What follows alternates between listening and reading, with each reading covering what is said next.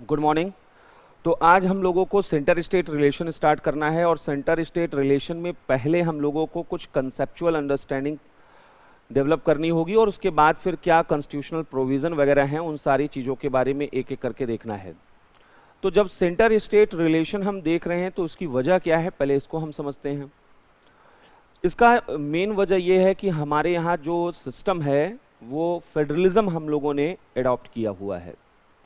तो जो फेडरलिज्म है उसमें मल्टी लेयर गवर्नमेंट देखे जाते हैं, यानी केवल एक गवर्नमेंट नहीं देखा जाता है, एक गवर्नमेंट सेंटर के लेवल पे, एक गवर्नमेंट स्टेट के लेवल पर, और कभी कभी एक थर्ड लेयर के गवर्नमेंट की भी बात की जाती है जिसे हम पंचायती राज या लोकल गवर्नमेंट कहते हैं, नगर पालिका कहते हैं। तो हमारे यहाँ पर जो फेडरलिज्म है ये कंसेप्ट आया कहाँ से, कैसे इवॉल्व हुआ, क्यों हमने एक्सेप्ट किया, ये सब कुछ बेसिक क्वेश्चन है जो हम लोगों को डिस्कस करने हैं। पहले के समय में जब मोनार्कियल गवर्नमेंट हुआ करता था, मोनार्की हुआ करता था, तब ये देखा जाता था एक राजा हुआ करता था और सारा पावर उसी में कंसंट्रेटेड हुआ करता था। हालांकि अपने एम्पायर के लिए, अपने जो है पूरे टेरिटरी के लिए, रूल के लिए वह कई अलग अलग सामंतों को, वहाँ पर मनसबदारों को, जमींदारों, जागीरदारों को अपॉइंट करता था। ऐसा होता था, आप लोग चाहे वो मुग़ल इरा देखें, सल्तनत इरा देखें या उसके पहले भी मौर्यन इरा देखें, तो हर जगह पर देखा जाता था कि कुछ लोगों को अपॉइंट ज़रूर किया जाता था जो वहाँ पर यह सारी चीज़ें देखा करते थे। लेकिन वो दौर ऐसा था कि जहाँ पर स्टेट जो गवर्नमेंट होती थी, यानी जो राजा हुआ करता था, उसका पावर जो है वो अपने आप में जो है अल्टीमेट होता था, और जो निचले स्तर पर और सब लोगों को पावर दिया जाता था रीजनल लेवल पर, वो लोग पूरी तरीके से अपना पावर राजा से पाते थे और राजा जब चाहे तब उनसे पावर छीन सकता था। तो वहाँ पर कोई कॉन्स्टिट्यूशन इस तरीके का नहीं था कि उनका अपना इंडिपेंडेंट कोई जो है एग्जिस्टेंस हुआ करता था। तो एक ही गवर्नमेंट सही मायने में होती थी, जो नेशनल गवर्नमेंट होती थी, पूरे देश में वही रूल किया करती थी। लेकिन मॉडर्न इरा में यहाँ पर कुछ चेंजेस आए, तो उन चेंजेस को यहाँ पर हम लोगों को देखना है।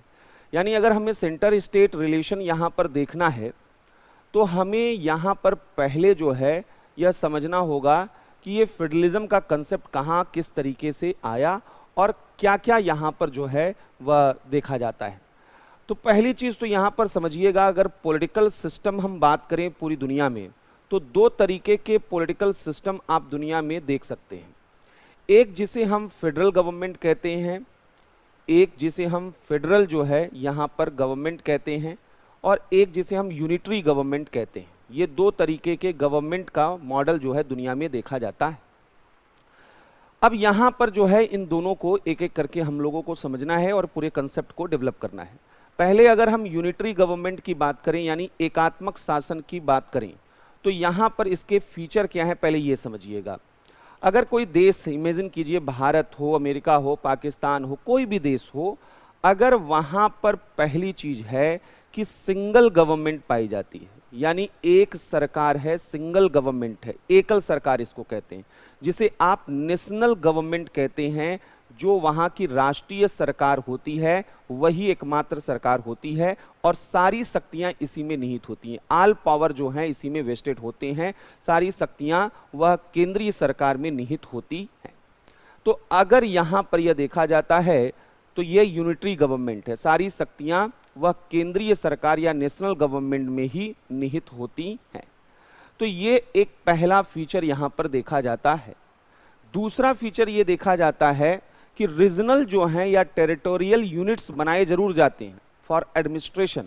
अब एक बड़ा देश है तो बड़े देश में एक जगह पर बैठकर जो भी गवर्नमेंट में जो लोग हैं वो पूरे देश को नहीं देख सकते हैं, तो वहाँ पर एडमिनिस्ट्रेटिव डिवीज़न किए जाते हैं कि चलिए इस इलाके में एक गवर्नर हम अपॉइंट कर दे रहे हैं, इस इलाके में गवर्नर अपॉइंट कर दे रहे हैं, उस इलाके में, कि वो लोग जो हैं हमारे लिए अकाउंटेबल होंगे और वहाँ निचले स्तर पर वह रूल देखेंगे। यानी यहाँ पर क्षेत्रीय इकाइयाँ ज़रूर होती हैं, यानी टेरिटोरियल यूनिट्स होते हैं, लेकिन ये जो क्षेत्रीय इकाइयाँ होती हैं इनको केंद्र की सरकार के द्वारा ही स्टेब्लिश किया जाता है, यानी केंद्र द्वारा ही गठित की जाती हैं। क्षेत्रीय इकाइयां केंद्र द्वारा ही गठित होती हैं। मतलब क्या है, एक तरीका होता है कि कॉन्स्टिट्यूशन जो है वहां पर वह बताए कि ये सेंट्रल गवर्नमेंट और वो स्टेट गवर्नमेंट है, लेकिन यूनिटरी गवर्नमेंट में ऐसा कुछ भी नहीं देखा जाता है। यहाँ केवल सेंट्रल गवर्नमेंट होती है, बाकी अलग अलग रीजन जो है उस कंट्री के, वहां पर सेंट्रल गवर्नमेंट जो है वह अपने लिए कुछ अथॉरिटी को अपॉइंट जरूर करती है। तो क्षेत्रीय इकाइयां केंद्र द्वारा ही गठित की जाती हैं और इन क्षेत्रीय इकाइयों को सेंट्रल अथॉरिटी के द्वारा ही पावर दिए जाते हैं। और इन क्षेत्रीय इकाइयों को यहाँ पर जो पावर होते हैं, क्षेत्रीय इकाइयों को सेंट्रल अथॉरिटी यानी केंद्रीय सत्ता द्वारा ही शक्ति का हस्तांतरण किया जाता है। यानी इसका दूसरा फीचर यहां पर समझिएगा, यूनिटरी गवर्नमेंट का सबसे बड़ा फीचर होता है डिवोल्यूशन ऑफ पावर। यहां पर डिवोल्यूशन ऑफ पावर देखा जाता है, डिवीजन ऑफ पावर नहीं देखा जाता है। डिवोल्यूशन ऑफ पावर का मतलब है कि जहां सेंट्रल गवर्नमेंट अपना पावर वह एक हिस्सा उनको देता है, अपने पावर में से देता है, और वह कभी भी ले सकता है। ये डिवॉल्व किया गया है, ये कभी भी लिया जा सकता है। यह कॉन्स्टिट्यूशन के द्वारा डिवीजन नहीं किया गया कि ये आपका पावर वो आपका पावर है। ये पावर सेंट्रल गवर्नमेंट देती है और जब चाहे उनसे ये पावर यहां पर ले सकती है। यानी यहां पर जो यूनिट्स हैं उन्हें कॉन्स्टिट्यूशन के द्वारा पावर नहीं मिलता है, यह सेंट्रल अथॉरिटी द्वारा पावर यहां पर मिलता है। तीसरी चीज है कि क्षेत्रीय जो इकाइयां हैं, टेरिटोरियल जो यूनिट्स वहां पर हैं, वो अपने पावर के लिए सेंट्रल गवर्नमेंट पर डिपेंडेंट होती हैं, पूरी तरीके से वहां पर रहती हैं। और इसलिए यहां पर जो है वह सिंगल सिस्टम देखा जाता है। यहां पर सिंगल सिस्टम देखा जाता है, पूरा देश जो कंट्री होता है वह एक सिंगल गवर्नमेंट में जो है बधा हुआ होता है। सिंगल गवर्नमेंट सिस्टम का मतलब क्या है? यहां पर एक ही संविधान, सिंगल कॉन्स्टिट्यूशन पाया जाता है जो पूरे देश पे लागू होता है। एकमात्र संविधान वहां पर पूरे देश में, अलग अलग संविधान यहां पर नहीं होते हैं कि केंद्र का अलग राज्य का अलग, सिंगल कॉन्स्टिट्यूशन होते हैं। सिंगल सिटीजनशिप होती है, पूरे देश की एक ही नागरिकता होती है, अलग अलग नहीं होती है कि यूनिट्स के अलग और सेंटर के अलग। यहाँ सिटीजनशिप जो है वह सिंगल सिटीजनशिप देखी जाती है। यहाँ इंटीग्रेटेड जुडिशरी देखी जाती है, यहाँ इंटीग्रेटेड जो है जुडिशरी देखी जाती है, यानी एक ही जुडिशरी होती है जो यहाँ पर एकीकृत न्यायपालिका, यानी सेंटर और स्टेट की अलग अलग जुडिशरी यहाँ पर नहीं देखी जाती है। यहाँ सिंगल ऑडिट सिस्टम पाया जाता है, पूरे देश में जो भी खर्चे सरकार के या उसके डिपार्टमेंट के होते हैं उनका एक ही ऑडिटिंग जो है वह एक सिंगल इंस्टीट्यूशन के द्वारा यहाँ पर किया जाता है। तो यूनिटरी गवर्नमेंट में सिंगल गवर्नमेंट पाया जाता है, पहला फीचर। दूसरा, यहां डिवोल्यूशन ऑफ पावर होता है, डिवीजन ऑफ पावर नहीं होता है। और तीसरा, सिंगल सिस्टम यहां पर पाया जाता है। ये तीन चीजें आपके दिमाग में होनी चाहिए। अब अगर यूनिटरी गवर्नमेंट को और अच्छे से समझना है तो फेडरलिज्म को समझेंगे, इससे चीजें और ज्यादा आपको समझ में आनी स्टार्ट होंगी। अगर यहीं पर यूनिटरी जब गवर्नमेंट हमने देख लिया है तो फेडरलिज्म जो है इसको भी एक बार हम लोग यहां पर समझते हैं कि आखिर ये संघवाद क्या है। संघवाद की बात की जाए तो पहला इसका फीचर है मल्टी लेयर गवर्नमेंट यहां पर पाई जाती है। यहां मल्टी लेयर गवर्नमेंट जो है वह पाई जाती है। और मल्टी लेयर गवर्नमेंट का मतलब क्या है कि यहां पर एक जो है सेंटर गवर्नमेंट होती है तो एक जो है यहां पर स्टेट गवर्नमेंट होती है। यानी जो यूनिट्स होती हैं यहां पर अलग अलग यूनिट्स होती हैं। देश को अलग अलग यूनिट्स में डिवाइड किया जाता है और एक सेंट्रल और एक यूनिट्स की जो अलग अलग गवर्नमेंट हैं यहां पर पाई जाती हैं। दूसरा जो सबसे इंपॉर्टेंट यहां फीचर होता है वो है डिवीजन ऑफ पावर। यहां डिवीजन ऑफ पावर होता है, यह division of power between centre and state government. यहां पर संविधान के द्वारा, यह संविधान के द्वारा बाय कॉन्स्टिट्यूशन जो है संविधान द्वारा यह डिवीजन ऑफ पावर किया जाता है केंद्र और राज्य की सरकारों के बीच। यानी यहां पर जो यूनिट्स हैं, जो इकाइयां हैं, उनको पावर सेंट्रल गवर्नमेंट नहीं देता है, उनको पावर कौन देता है? कॉन्स्टिट्यूशन वहां पर लिखा रहता है। तो यहां पर जो है इकाइयों को, जो यूनिट्स होती हैं, इकाइयों को शक्ति जो है वह कॉन्स्टिट्यूशन द्वारा मिलता है, संविधान द्वारा ही इनको मिलता है, और शक्ति के लिए यह सेंट्रल अथॉरिटी पर डिपेंडेंट नहीं होती हैं। ये अपनी शक्ति के लिए केंद्रीय सत्ता पर निर्भर नहीं करती हैं। यानी सेंट्रल जो गवर्नमेंट है वो इनको न तो पावर देता है और न इनका पावर ले सकता है, क्योंकि ये कौन देता है? कॉन्स्टिट्यूशन देता है, संविधान देता है कि कितनी शक्ति आपके पास, कितनी शक्ति आपके पास। तो ये एक बहुत इंपॉर्टेंट फीचर यहां पर डिवीजन ऑफ पावर के रूप में देखा जाता है। और तीसरा यहां पर जो सबसे इंपॉर्टेंट फेडरलिज्म का फीचर होता है, यहां पर जब डिवीजन किया जाता है पावर का, तो जरूरी होता है कि ये रिटन डॉक्यूमेंटेड हो। यहां पर ओरली ये बातें नहीं की जा सकती कि हेल्थ आपका सब्जेक्ट है, आपका जो है लॉ एंड ऑर्डर सब्जेक्ट है, आपका डिफेंस बैंकिंग सब्जेक्ट है। ये चीजें ओरली नहीं डिसाइड होती हैं, बल्कि वेल रिटन होती हैं। इसीलिए फेडरल गवर्नमेंट अमूमन वहीं पर पाई जाती है जहां रिटन कॉन्स्टिट्यूशन है। यह कंपल्सरी फीचर है। अगर पूछा जाए कि क्या कंपल्सरी फीचर हैं, तो यहां पर यह देखा जाता है कि रिटन कॉन्स्टिट्यूशन जो है वह लिखित संविधान पाया जाता है जहां पर संघीय शासन होते हैं, और रिटन कॉन्स्टिट्यूशन के through he division of power यहां पर जो है हुआ रहता है। ये जो डिवीजन ऑफ पावर है ये रिटन कॉन्स्टिट्यूशन के थ्रू ही यहां पर देखा जाता है। और सबसे इंपॉर्टेंट चीज क्या है कि रिटन होने के बावजूद सेंटर और स्टेट गवर्नमेंट में डिस्प्यूट आ सकती है कि भाई ये पावर हमारा है, आपने कैसे यहां पर लॉ बना लिया। उन्होंने कहा ये हमारा पावर है, आपने कैसे लॉ बना लिया।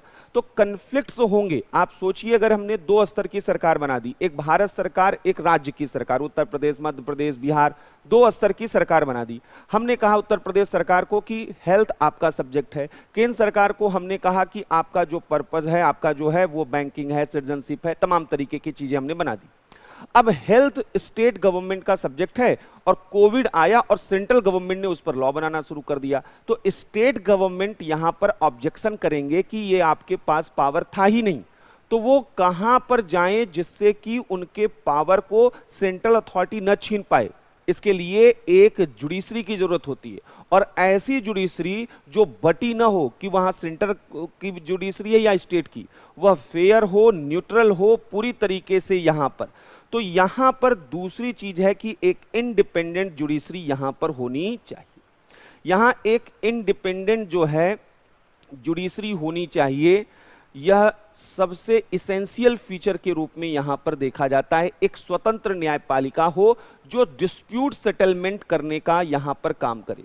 कोई भी डिस्प्यूट जो है आ रहा है अगर, तो यह डिस्प्यूट सेटलमेंट यहां पर करे between centre and state. Centre और स्टेट के बीच में किसी तरीके के विवादों का निस्तारण कौन करेगा? एक स्वतंत्र न्यायपालिका यहां पर करेगी। दूसरी चीज जो सबसे इंपॉर्टेंट यहां पर देखी जाती है, यहां डबल सिस्टम पाया जाता है। यहां सिंगल सिस्टम नहीं पाया जाता है, सब चीजें डबल डबल देखी जाती हैं। क्यों? क्योंकि यहां पर डिवीजन 2 लेयर की सरकारों पर है, इसलिए यहां पर separate constitution for central government and state. यहां केंद्र और राज्य का, केंद्र व इकाइयों का, इकाई मतलब राज्य, केंद्र व इकाइयों का अलग अलग संविधान देखा जाता है। डिफरेंट यहां पर कॉन्स्टिट्यूशन देखा जाता है। यहां पर देखा जाता है डबल सिटीजनशिप। यहां पर केंद्र की नागरिकता अलग होती है और राज्य की नागरिकता अलग होती है। सेंट्रल और स्टेट के जो सिटीजनशिप है वो अलग अलग होता है। यहां डबल जुडिशरी पाई जाती है। केंद्र की न्यायपालिका अलग है, केंद्र के मामले वो देखती है, राज्य के मामले जो है वह राज्य की न्यायपालिका देखती है। तो यहां पर डबल जुडिशरी देखी जाती है, दोहरी न्यायपालिका देखी जाती है। यहां ऑडिटिंग सिस्टम भी डबल होता है, यानी दोहरा अंकेक्षण, यहां दोहरी अंकेक्षण व्यवस्था होती है, डबल ऑडिटिंग सिस्टम यहां पर होता है। तो यहां पर एक ये महत्वपूर्ण चीज आपको समझना है कि यहां पर क्या देखा जाता है। तो अगर फेडरलिज्म आपसे कोई पूछे तो आप कहे मल्टी लेयर गवर्नमेंट, आप कहिए division of power bye constitution, आप वहां पर कहिए कि जो यह फेडरलिज्म है यहां रिटन कॉन्स्टिट्यूशन होता है, इंडिपेंडेंट जुडिशरी होती है, डबल सिस्टम पाया जाता है। Multi layer government, division of power, written constitution, independent judiciary और डबल सिस्टम। एक और यहां पर फीचर होता है कि जो भी फेडरल गवर्नमेंट होती हैं वहां पर हमने कहा एक केंद्र की और एक राज्य की सरकार होती है। लेकिन अगर दोनों को बिल्कुल अलग अलग कर देंगे तो एक ही देश में दो देश नहीं दिखाई देंगे। इसलिए राज्यों का जो है रिप्रेजेंटेशन हम केंद्र में भी कर देते हैं, जिससे वहां पर मिलजुल कर वो काम करें। इसीलिए जो भी फेडरल गवर्नमेंट होती है वहां बाइकैमरल जो हाउस है वो पाया जाता है। बाइकैमरल हाउस यानी द्विसदनीय विधायिका देखने को मिलती है। जो लेजिस्लेचर होता है, बाइकैमरल जो है लेजिस्लेचर वहां पर दिखाई देता है। और जहां पर अपर हाउस जो होता है, जो अपर हाउस होगा उसे वहां पर काउंसिल ऑफ स्टेट के रूप में या वह हाउस ऑफ स्टेट के रूप में, राज्यों के सदन के रूप में देखा जाता है, हाउस ऑफ स्टेट के रूप में वहां पर देखा जाता है। तो ये एक तो पहले यहां पर समझना था सेंटर और स्टेट के कंसर्न में फेडरलिज्म और यूनिटरी गवर्नमेंट का अंतर क्या है। अभी तक कई चीजें क्लियर हुई होंगी, लेकिन अभी भी एक पूरा इमेज शायद न बन पा रहा हो। इसीलिए अब आगे चलते हैं और ज्यादा इसको क्लियरिटी के साथ समझने की कोशिश करते हैं कि ये क्या है, क्योंकि यहां से क्वेश्चन आते हैं और वहां पर अमूमन कंसेप्चुअल क्वेश्चन आप गलत करके आते हैं। इसलिए थोड़ा सा इसको और जो है वह बारीकी से समझने की कोशिश करते हैं। इसके लिए हम क्या करेंगे, हम फेडरलिज्म के मॉडल को देखेंगे। दुनिया में फेडरलिज्म का मॉडल जो है वो अलग अलग देखा जाता है। हम बेसिकली दो तरीके के मॉडल को यहां पर देखेंगे। तो फेडरलिज्म के मॉडल जो हैं, संघवाद के जो मॉडल हैं, पहले हम उसको देखेंगे। इनमें सबसे इंपॉर्टेंट जो मॉडल है वो अमेरिकी मॉडल है। जो यूएस का मॉडल है, अमेरिकी मॉडल है, ये बिल्कुल अलग तरीके का मॉडल यहां पर माना जाता है। हुआ क्या था, पहले एक बार उसको भी समझते हैं। असल में आपको ये मालूम होना चाहिए कि अमेरिका जो है वो, अगर उसकी बात की जाए तो अमेरिका जो है यहां पर, अगर मान लीजिए कि कुछ ऐसे ही हम कर दे रहे हैं कि ये अमेरिका है, ये मान लीजिए यूएसए यहां पर आप देख रहे हैं। तो अमेरिका पहले ब्रिटिश कॉलोनी हुआ करता था, ब्रिटेन का कॉलोनी हुआ करता था। और यहां पर जो है एक लंबी लड़ाई इन लोगों ने लड़ी और 1776 में ये लोग आजाद हुए। अब यहां पर समझिए क्या उस वक्त का सिचुएशन था। जब अमेरिका में ब्रिटेन ने कॉलोनी बनाई थी तो यूएस बहुत बड़ा था। यहां पर जो ओरिजिनल यहां के लोग थे रेड इंडियंस कहलाते थे। और यहां पर जो ये टेरिटरी आप देख रहे हैं ना, ये डिफरेंट डिफरेंट टेरिटरी में डिवाइडेड था, अलग अलग स्टेट थे। यहां पर कोई देश नहीं था, ये अलग अलग टेरिटरी यहां पर थे। 13 ऐसी टेरिटरी थी जो अलग अलग ब्रिटेन के रूल में थी, कोई एक पर्टिकुलर सिंगल कंट्री यहां पर नहीं था। तो पहले तो इन 13 अलग, एक तरीके से मानिए 13 देश थे यहां पर, अलग अलग इन देशों ने वह ब्रिटेन के खिलाफ रिवोल्ट किया, उनके खिलाफ लड़ाई लड़ी। लेकिन जब ये अकेले अकेले लड़ रहे थे तब तो ब्रिटेन को पराजित कर पाना, उनको जो है उस पर जो है जीत हासिल कर पाना, ये इम्पॉसिबल था। वॉशिंगटन के लीडरशिप में पहली बार 13 जो ये अलग अलग यूनिट्स थे, इन सबको इकट्ठा किया गया। बोला गया कि अगर ब्रिटेन से हमें जो है लड़ाई लड़नी है अपनी आज़ादी की, तो हमें एकजुट होना होगा, यूनाइट होना होगा। तो ये जो लड़ाई लड़ी गई थी ये यूनाइटेड तरीके से लड़ी गई थी और इन्होंने 1776 में यह जो पूरा क्षेत्र था ये आज़ाद हुआ। अब इनके पास ऑप्शन क्या थे? पहला ऑप्शन था कि ये सभी अलग अलग देश के रूप में अपने को रिकॉग्नाइज करते, यानी यहां पर 13 कंट्रीज बनने की पॉसिबिलिटी थी। लेकिन इनके पास एक डर था, इनको डर ये लगता था कि अगर ये अकेले रहेंगे और कल को फिर से ब्रिटेन या फ्रांस या कोई भी कंट्री वह इनके ऊपर अटैक करेगी तो अकेले अकेले ये उसको हैंडल नहीं कर पाएंगे और फिर से गुलाम बन जाएंगे। तो इनको ये लगा कि अगर हम यूनाइट रहेंगे तभी जो है हम आउटसाइडर से या फॉरेन जो एलियन एनिमीज हैं उनसे हम अपने को डिफेंड कर पाएंगे, प्रोटेक्ट कर पाएंगे। इसीलिए यूएस में इन सभी यूनिट्स ने आपस में एक एग्रीमेंट किया, एक समझौता किया। और यह समझौता जो यहां पर किया, उन्होंने कहा कि हम एक इमेजिनरी, हम अलग अलग इंडिपेंडेंट यहां पर हैं यूनिट्स, लेकिन हम अपने ऊपर एक इमेजिनरी जो है वह सेंट्रल गवर्नमेंट, फेडरल गवर्नमेंट का कंसेप्ट बनाते हैं। और ये जो ऊपर फेडरल गवर्नमेंट होगा ये बाहर से हमारी जो सुरक्षा है वो करेगा और ऐसे इश्यूज को देखेगा जो 13 जो ये अलग अलग यूनिट्स हैं इनके लिए एक जैसा होना चाहिए। ऐसे लॉ, ऐसे प्रोविजन जो पूरे के पूरे इन 13 यूनिट्स के लिए एक जैसी होनी चाहिए, यूनिफॉर्म होने चाहिए, वो फेडरल गवर्नमेंट देखेगा। रेस्ट इश्यूज पर हम यूनिट्स जो अलग अलग हैं 13, हमारे पास ये फुल अथॉरिटी, एब्सोल्यूट पावर होगा कि हम अपने स्टेट को कैसे चलाना और किस रूप में चलाना चाहते हैं। तो यहां पर अमेरिका में जो संघवाद है, इसीलिए बोला जाता है कि यह राज्यों के बीच समझौते का परिणाम है, यह result of agreement between states है, यह स्टेट के बीच का यह समझौते का परिणाम है। तो पहली बार है कि यहां संघवाद राज्यों के मध्य समझौते का परिणाम है, यहां पर राज्यों के मध्य समझौते का परिणाम है, राज्यों के मध्य समझौते हुए तब ये फेडरलिज्म यहां पर बना, राज्यों के मध्य समझौते द्वारा। अब राज्यों के बीच समझौता हुआ तो एक चीज इससे क्या समझ में आई कि ये सेंट्रल गवर्नमेंट है और यहां पर ये अलग अलग यूनिट्स हैं, यानी जिनको आप स्टेट कह सकते हैं, ये स्टेट हैं।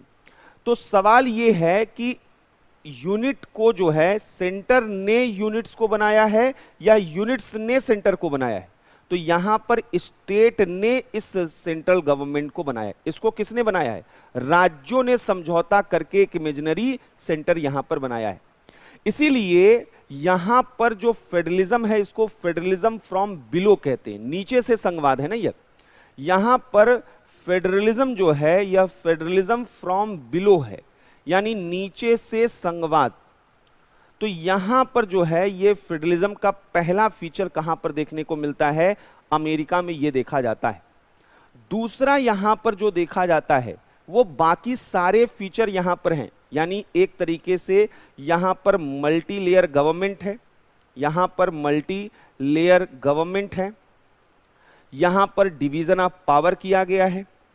सारी फीचर यहां पर वो आपको यूएस के कॉन्स्टिट्यूशन में दिखाई देंगे। यह फेडरलिज्म का सबसे बेस्ट मॉडल है, पहला मॉडल है, फर्स्ट मॉडल है। यहां पर रिटन कॉन्स्टिट्यूशन पाया जाता है, यहां रिटन कॉन्स्टिट्यूशन पाया जाता है, यहां इंडिपेंडेंट जुडिशरी पाई जाती है, यहां पर जो है स्वतंत्र न्यायपालिका पाई जाती है, यहां पर जो है यह सब देखा जाता है, डबल सिस्टम पाया जाता है, जो गवर्नमेंट का सिस्टम है वो डबल सिस्टम यहां पर देखने को मिलता है। तो ये सब चीजें यहां पर हैं।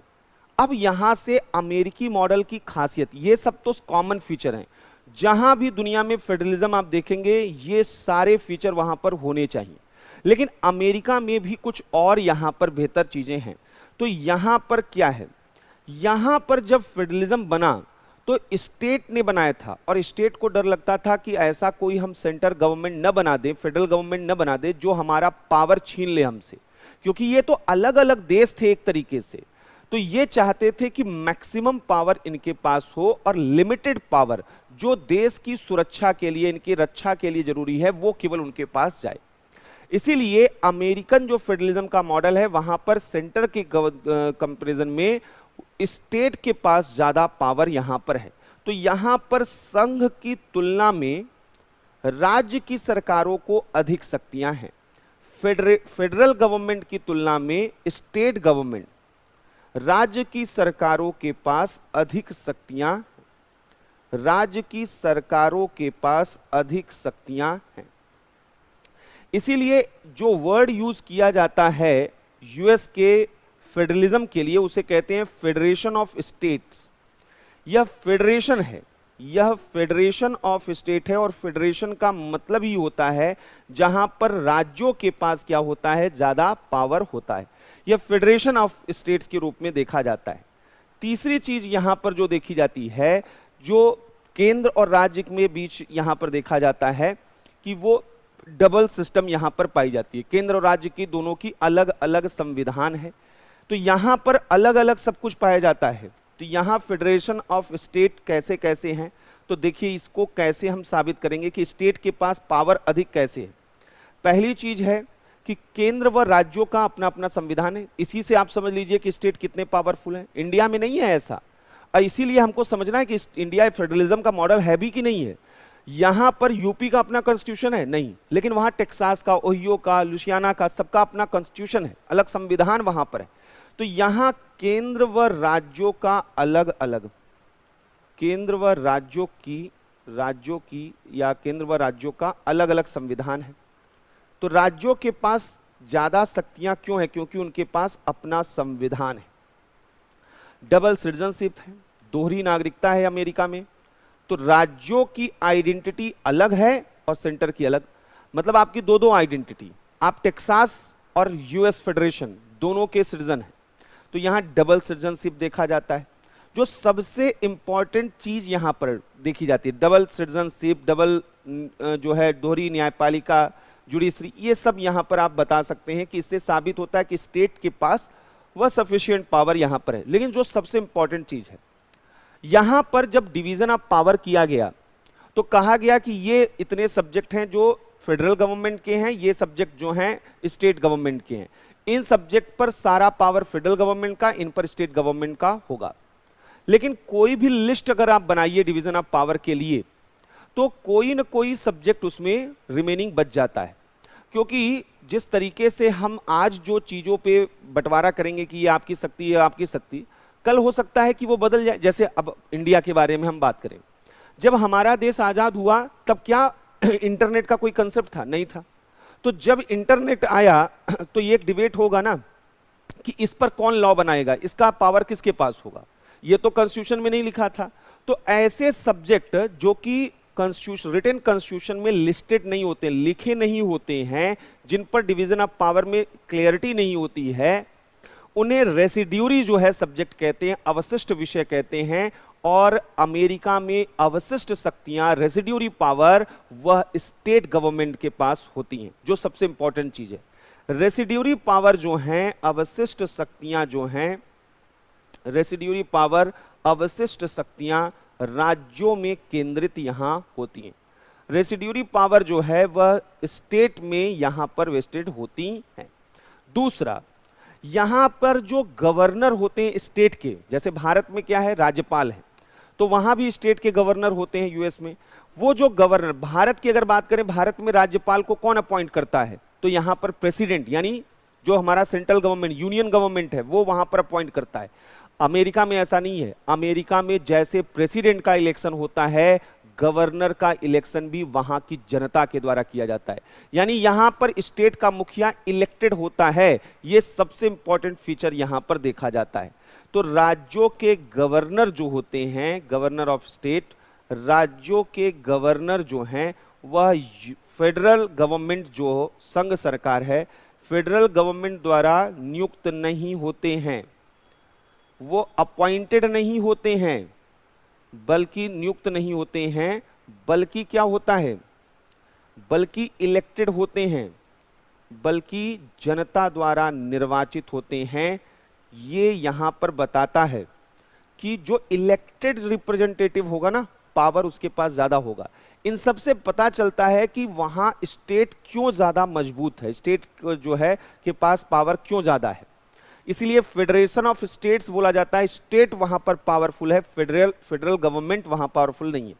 चौथा और सबसे इंपॉर्टेंट चीज है, अमेरिका में जो स्टेट हैं, वो स्टेट का अगर नेम, टेरिटरी, बाउंड्री, अगर कुछ भी चेंज करना है तो आपके लिए, यानी फेडरल गवर्नमेंट के पास पावर है, लेकिन फेडरल गवर्नमेंट के लिए कंपलसरी है कि विदाउट कंसेंट ऑफ स्टेट वहां कोई चेंज नहीं हो सकता। उनके नेम, उनकी बाउंड्री, उनकी टेरिटरी में कोई चेंज नहीं हो सकता है। यह बहुत बड़ा फीचर है। आप इंडिया में आइए, उत्तर प्रदेश को 3 भागों में विभाजित करने का प्रपोजल चल रहा है।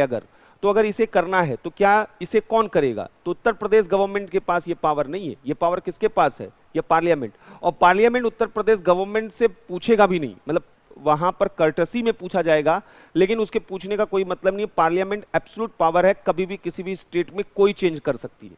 लेकिन अमेरिका में विदाउट कंसेंट ऑफ स्टेट हो ही नहीं सकता है। तो राज्यों के जो नाम यहां पर हैं, राज्यों के नाम, भूक्षेत्र, सीमा, नेम, एरिया, बाउंड्री, इन सब में परिवर्तन जो है, परिवर्तन राज्यों की अनुमति के बिना संभव नहीं है। राज्यों की अनुमति के बिना संभव नहीं है। Not possible without the consent of state. तो ये यहां पर जो है एक बड़ा स्पेशल फीचर इसको बोला जाता है। इसीलिए इस चीज को, इस फीचर को देखते हुए यूएस के लिए एक बड़ा वर्ड यूज किया जाता है, और वो क्या है थोड़ा उसको समझते हैं। यहां पर स्टेट जो है वह इनडिस्ट्रक्टेबल है, यानी यह इसको डिस्ट्रक्ट नहीं किया जा सकता है, इनडिस्ट्रक्टेबल है। यहां पर ये फेडरल गवर्नमेंट के पास ये अथॉरिटी नहीं है कि इसको नष्ट करे। भारत में चुटकियों में यहां राज्यों के नाम बदले जा सकते हैं, भूक्षेत्र बदले जा सकते हैं। अमेरिका में राज्यों की सहमति के बिना यह संभव नहीं है। तो यहां पर स्टेट इनडिस्ट्रक्टेबल हैं। और दूसरी चीज अब यहां पर समझिएगा, जब अमेरिका 1776 में आजाद हुआ और वहां पर कॉन्स्टिट्यूशन बनना शुरू हुआ, तो शुरुआत में अमेरिका एक कन्फेडरेशन था। कन्फेडरेशन का मतलब क्या होता है पहले वो समझ लीजिएगा। कन्फेडरेशन का मतलब है एक इमेजिनरी सेंटर तो है और कई यूनिट्स हैं। तो वहां 13 यूनिट्स थे अमेरिका में और एक इमेजिनरी फेडरल गवर्नमेंट था। तो वहां पर जो कन्फेडरेशन में यूनिट्स होते हैं, उन यूनिट्स को इंडिपेंडेंट माना जाता है, स्वतंत्र माना जाता है।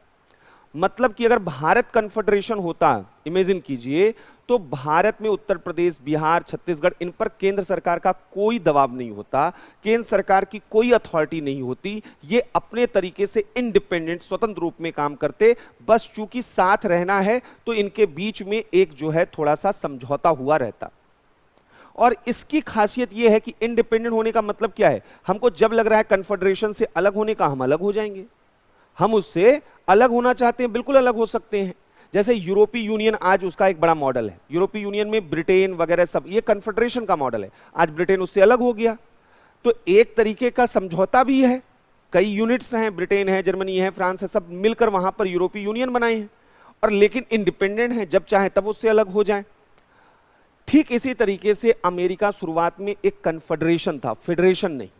लेकिन फिलाडेल्फिया जब सम्मेलन हुआ तो पहली बार वहां पर डिसीजन लिया गया कि देखिए, अगर हम इतना आजादी यहां पर दे देंगे अगर स्टेट को कि आप कभी भी इससे अलग सेपरेट हो सकते हैं, तब तो फिर यहां पर कभी भी यह जो यूनाइटेड स्टेट है यह कभी भी सिक्योर रहेगा ही नहीं। राज्यों में कोई भी आएगा पावर, ऐसा कोई लीडर आया जो डिसइंटीग्रेशन की फोर्सेस को बढ़ावा देगा, वो कभी भी चाहेगा अलग हो जाएगा। तो इतना मेहनत, इतना अरेंजमेंट करने के बाद कल को अगर यहां से राज्य अलग होने लगे तो फिर क्या हमको फायदा है। तो यूनाइटेड स्टेट के कॉन्स्टिट्यूशन मेकर ने इसको फेडरेशन में बदल दिया, और वहां पर एक और लॉ वहां पर रूल बन गया। और वो क्या है थोड़ा समझिएगा। आप चूंकि पढ़ते रहते हैं कि अमेरिका में राज्यों को संघ से अलग होने का अधिकार है, सेपरेट होने का अधिकार है, ये अथॉरिटी, ये पावर वहां पर है जरूर अभी भी। लेकिन अब नियम है without consent of federal government state जो हैं वह फेडरेशन से अलग नहीं हो सकते। अब यहां पर समझिए, यानी वहां का जो फेडरेशन है, वहां का जो फेडरल गवर्नमेंट है, आप उससे अलग हो ही नहीं सकते बिना उसके कंसेंट के। और स्टेट की बाउंड्री, एरिया, नेम, इनमें चेंज बिना स्टेट के कंसेंट के नहीं हो सकता है। यानी सेंट्रल गवर्नमेंट न स्टेट को डिस्ट्रक्ट कर सकती है, इसका डिस्ट्रक्शन कर सकती है, और न ही स्टेट गवर्नमेंट वहां पर किसका कर सकती है, वह सेंट्रल गवर्नमेंट का। अब यहां पर यह है, इसीलिए इसे इनडिस्ट्रक्टेबल फेडरेशन ऑफ इनडिस्ट्रक्टेबल जो है स्टेट कहा जाता है। यानी अविनाशी राज्यों का अविनाशी संघ इसे बोला जाता है। इसे indestructible federation of indestructible state बोला जाता है। अविनाशी राज्यों का अविनाशी संघ बोला जाता है। दोनों यहां पर फेडरेशन और स्टेट दोनों को डिस्ट्रक्ट नहीं किया जाता, इनका डिस्ट्रक्शन नहीं किया जाता, अविनाशी संघ यहां पर बोला जाता है। तो एक यहां पर फीचर यह भी समझना है। दूसरा और सबसे इंपॉर्टेंट, यहां अमेरिका में जो लेजिस्लेचर है वो बाइकैमरल है, ये सब लोगों को मालूम है। तो ये अलग से यहां पर देखें तो अमेरिका में जो है विधायिका, यहां बाइकैमरल जो है वह लेजिस्लेचर है, द्विसदनी विधायिका है।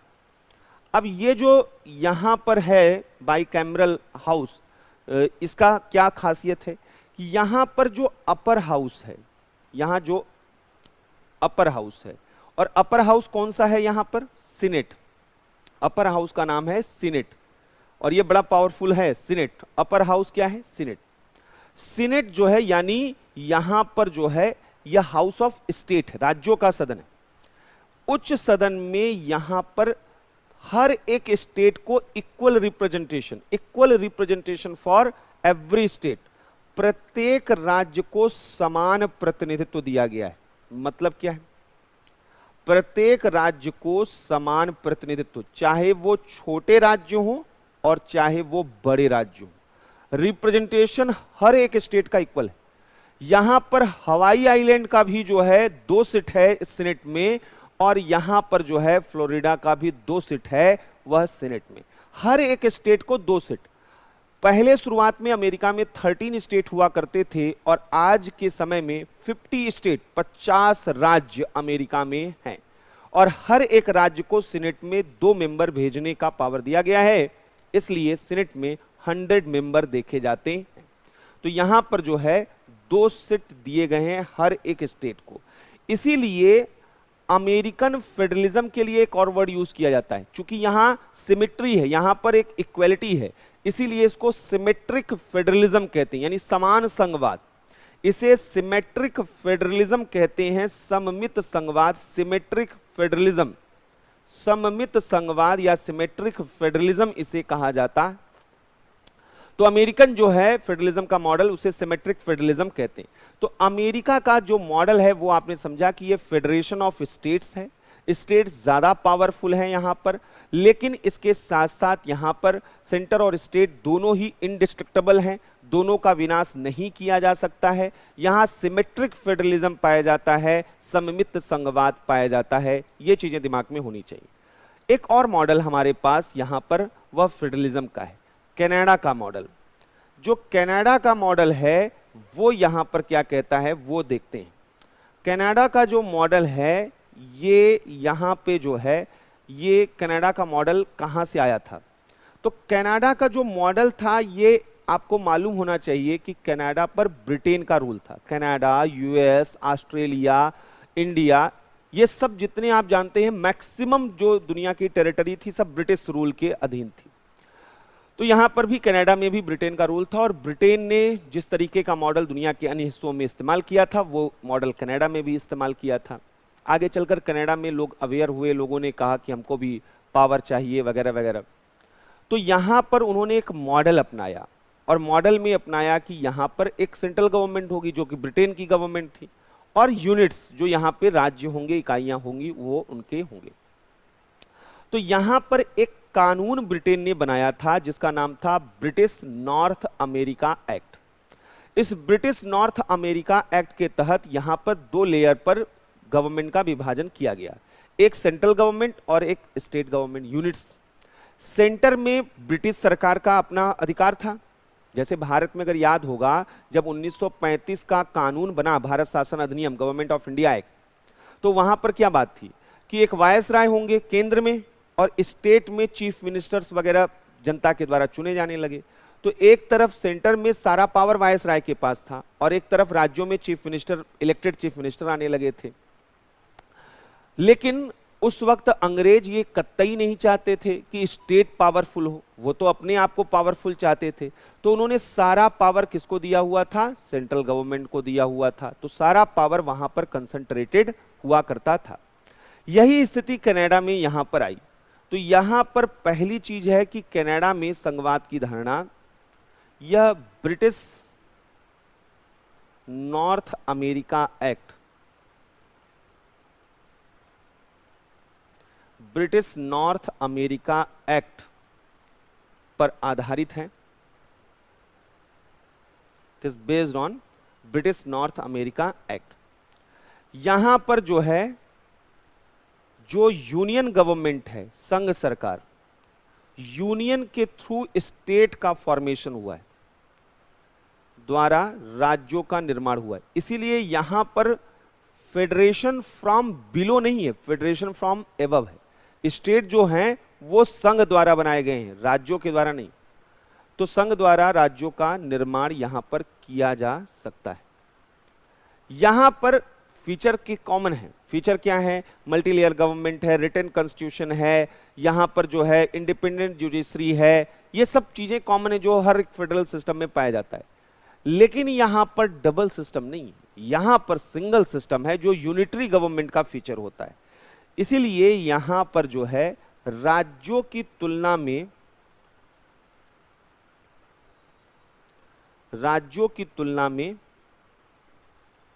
यूनियन गवर्नमेंट, यहां वर्ड यूज किया गया है यूनियन, यहां पर फेडरेशन वर्ड यूज नहीं किया गया, यूनियन। तो यूनियन जो है संघ सरकार के पास अधिक शक्ति दी गई। जैसे यहां पर जो है गवर्नर अपॉइंटेड होता है सेंट्रल गवर्नमेंट द्वारा, यहां पर जो है सिंगल कॉन्स्टिट्यूशन है, सिंगल सिटीजनशिप, तो ये सब चीजें यहां पर देखी जाती हैं। तो यहां पर जो है वह गवर्नर जो है स्टेट के संघ द्वारा नियुक्त किए जाते हैं, अपॉइंटेड बाय यूनियन गवर्नमेंट। यहां पर जो है रेसिड्यूरी पावर, अवशिष्ट शक्तियां किसके पास हैं? यूनियन गवर्नमेंट के पास, स्टेट के पास नहीं है। रेसिड्यूरी पावर, अवशिष्ट शक्तियां वह संघ के पास होती हैं। यहां पर जो है वह सिंगल सिस्टम, एकल व्यवस्था देखने को मिलता है। तो इससे आप समझ सकते हैं कि यहां पर कौन ज्यादा पावरफुल है, यूनियन गवर्नमेंट पावरफुल है। तो हमारे पास दो मॉडल थे जब भारत आजाद हो रहा था। एक मॉडल हमारे पास ये था कि हम अमेरिकन मॉडल अडॉप्ट करें, और एक था यहां पर कनाडा का मॉडल अडॉप्ट करें, और तीसरा एक और मॉडल था ब्रिटेन का। ब्रिटेन जहां से हम सब कुछ ले रहे थे, पार्लियामेंट्री गवर्नमेंट हमारा जो है वो ब्रिटेन से है। ब्रिटेन में जो फॉर्म ऑफ गवर्नमेंट था वो यूनिटरी गवर्नमेंट था, वहां पर एकात्मक शासन है, ब्रिटिश सरकार है, सारा ब्रिटेन पर जो है उसी का अपना कंट्रोल है। वहां पर भी यूनिट्स हैं, स्कॉटलैंड का नाम सुना होगा, ग्रेट वेल्स का नाम सुना होगा, इंग्लैंड है वहां पर आयरलैंड, नॉर्थ आयरलैंड है, अलग अलग यूनिट्स हैं। लेकिन इन सारे यूनिट्स को कॉन्स्टिट्यूशन के थ्रू अलग से सेपरेट पावर नहीं दिए गए, सारा पावर डिवॉल्व किया गया है ब्रिटिश गवर्नमेंट के द्वारा। तो वहां पर यूनिटरी गवर्नमेंट है। और दूसरा अमेरिका में जहां पर मल्टी लेयर गवर्नमेंट है। अब इंडिया के सामने क्या चैलेंज था, क्या मुद्दे थे, थोड़ा उसको समझिएगा। भारत जब आजाद हुआ तो उसके सामने सबसे बड़ा मुद्दा यह था कि हमारे यहां पर पाकिस्तान का पार्टीशन पाकिस्तान के रूप में हो चुका था, दो देश हम बन चुके थे। यानी भारत में डिसइंटीग्रेशन की फोर्सेस वो इफेक्टिव हो रही थी।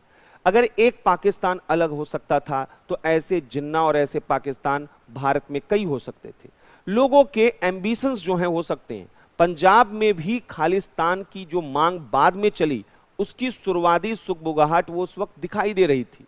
या अगर नॉर्थ ईस्ट की बात करें तो नॉर्थ ईस्ट में भी वहां पर चाहे वह फिजो साहब रहे हों, चाहे लॉर्ड डेंगा रहे हों, ऐसे नेता लीडर थे जो इस टेरिटरी को इंडिया से अलग करके एक इंडिपेंडेंट कंट्री बनाना चाहते थे।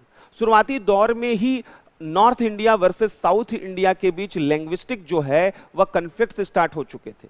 तो भारत में डिसइंटीग्रेशन करने वाले फोर्सेस ज्यादा थे। तो हम अगर अमेरिकन मॉडल अडॉप्ट करते और हम कहते कि स्टेट गवर्नमेंट के पास ये अथॉरिटी है कि वो इंडिया से अलग हो सकते हैं, तो हमारे लिए बहुत बड़ा चैलेंज यहां पर होता, क्योंकि भारत में बहुत सी ताकतें ऐसी थी जो यहां से अलग होना चाहती। अगर हम स्टेट को अधिक पावरफुल बना देते तो कल को स्टेट जो है वह गवर्नमेंट ऑफ इंडिया को पैरालाइज कर देती, वहां कमजोर कर देती। इतने अधिक कॉन्फ्लिक्ट्स यहां पर इंडिया में पाए जाते थे। तो हमारे लिए सबसे बड़ा मुद्दा यह था कि हमें अपनी नेशनल सिक्योरिटी, यूनिटी, इंटीग्रिटी कैसे बनानी है। तो हमें तो ब्रिटेन वाला यूनिटरी गवर्नमेंट जो है ज्यादा ठीक लग रहा था कि इससे क्या है कि हम जो है यहां पर मजबूत बने रह सके। लेकिन फिर यहीं पर एक दूसरा डिबेट आता है। दूसरा डिबेट आता है कि चलो ठीक है, सारा पावर एक जगह पर आप सेंट्रलाइज कर दें, गवर्नमेंट ऑफ इंडिया, और वही सब कुछ देखेगा, ये स्टेट गवर्नमेंट वगैरह के पास कोई पावर नहीं होगा। लेकिन प्रॉब्लम इसमें यह है कि इंडिया में जैसे देश में जहां पर जो अलग अलग डाइवर्सिटी बहुत ज्यादा है, ज्योग्राफिकल साइज जिसका बहुत बड़ा है, क्या एक जगह से पूरे भारत का गवर्नमेंट वह गवर्न किया जा सकता है? और जहां पर जो है सेपरेटिस्ट टेंडेंसी हो तो क्या उसे सप्रेस करके दबाया जा सकता है? क्या नेशनल यूनिटी जो है यूनिफॉर्मिटी के द्वारा लाया जा सकता है? तो कहा गया नहीं। कहा गया कि हमें अपनी डाइवर्सिटी को एक्सेप्ट करना होगा। अलग अलग यूनिट्स को हम इतना ऑफर करें और इतना उन्हें जो है कैपेबल बनाए, इनेबल करें, उनको अथॉरिटी और पावर दें कि उन्हें ये लगे कि वो जो है नेचुरली इंडिया में रहने में ज़्यादा सेफ और ज़्यादा उनको प्रॉस्पेरिटी मिलेगी। इसलिए वो कभी भी ये सेपरेटिस्ट जो है टेंडेंसी अपने अंदर न लेकर आए। और दूसरा, इतनी बड़ी ज्योग्राफी में एडमिनिस्ट्रेटिव इफिशियंसी इसी बात पर टिकी है कि हम कई लेवल की सरकारें, कई लेयर की सरकारें बनाएं। अब ये बात हमारे दिमाग में आ गई कि हमारे लिए फेडरलिज्म ज्यादा बेहतर रहेगा, इंडिया की डाइवर्सिटी को ध्यान में रखकर। छोटा सा कंट्री होता ब्रिटेन जैसा, तब यूनिटरी गवर्नमेंट चलता। सिंपल यूनिफॉर्मिटी होती, सब एक जैसे होते, तब वहां पर यूनिटरी गवर्नमेंट चलता। लेकिन इतनी डाइवर्सिटी और इतना ज्योग्राफिकल साइज बड़ा होने के कारण हमने डिसीजन लिया कि नहीं, हमें फेडरलिज्म की तरफ बढ़ना है। लेकिन हमें अमेरिकी मॉडल को हम एक्सेप्ट नहीं कर सकते थे। वो मैच्योरिटी का लेवल हमारे यहां पर स्टेट के पास नहीं था और डिसइंटीग्रेशन करने वाली फोर्सेस ज्यादा थी। इसलिए हमने यूनिटरी गवर्नमेंट और फेडरलिज्म इन दोनों को मिक्स कर दिया। अगर बोला जाए सोल क्या है, soul of the constitution federalism पर टिका है, लेकिन हमारा फेडरल गवर्नमेंट का फीचर जो है वह यूनिटरी गवर्नमेंट जैसा है। तो काफी हद तक हमारा जो सिस्टम है वह कनाडा के यूनियन मॉडल पर टिका हुआ है। वह फेडरलिज्म जो हमारा है वह कनाडा के फेडरलिज्म जैसा है। इसलिए पूछा जाता है कि भारत ने फेडरलिज्म को कहां से बारो किया है, तो वह कनाडा से बारो किया हुआ है। तो आइए यहां पर इंडिया का जो फेडरल सिस्टम है उसको हम देखते हैं। भारतीय संघीय शासन,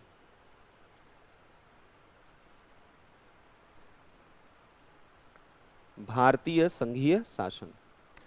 अब इसको अगर हम देखेंगे तो यहां पे क्या क्या चीजें निकल के आ रही हैं, पहले वो समझते हैं। पहला, भारत फेडरेशन ऑफ स्टेट्स नहीं है। पहली चीज है कि इंडिया जो है वह फेडरेशन ऑफ स्टेट्स नहीं है। It is not federation of states. फिर क्या है, बल्कि यह यूनियन ऑफ स्टेट है। यह यूनियन ऑफ स्टेट्स है। यह राज्यों का संघ है, लेकिन शब्द यहां बदल गए। फेडरेशन और union of states, federation of state America, union of states Canada. ये कनाडा से प्रेरित है, कनाडा जैसा। और यूनियन ऑफ स्टेट हमारे कॉन्स्टिट्यूशन के आर्टिकल 1 में यहां पर मेंशन है। संविधान के आर्टिकल 1 में यह मेंशन है कि हम जो है यहां पर वह यूनियन ऑफ स्टेट, यह यूनियन ऑफ स्टेट का कंसेप्ट यहां पर लिखा गया है। और अंबेडकर ने जब union of state term use किया तो उन्होंने इसके पीछे दो आर्गुमेंट दिए। उन्होंने कहा यूनियन ऑफ गवर्नमेंट स्टेट्स क्यों है।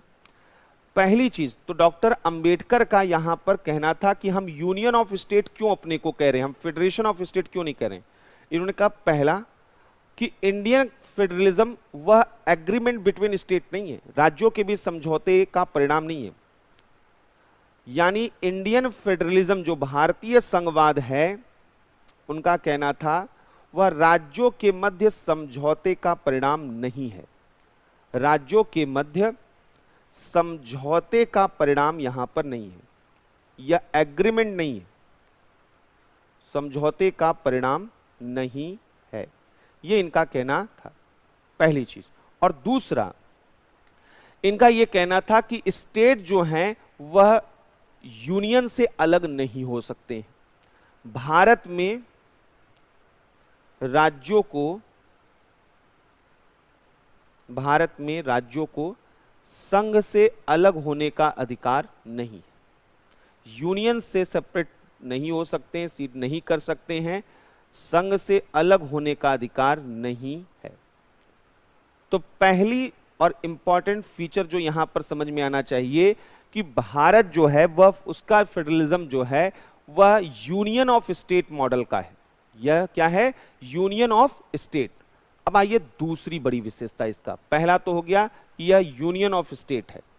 दूसरी बड़ी विशेषता है कि भारत का जो फेडरलिज्म है, यहां स्टेट की तुलना में वह यूनियन गवर्नमेंट ज्यादा पावरफुल है। हमारे यहां पर जो फेडरेशन ऑफ स्टेट अमेरिका का है, वहां पर ज्यादा पावर किसको है, स्टेट को। और हमारे यहां ज्यादा पावर किसको है? यूनियन गवर्नमेंट को।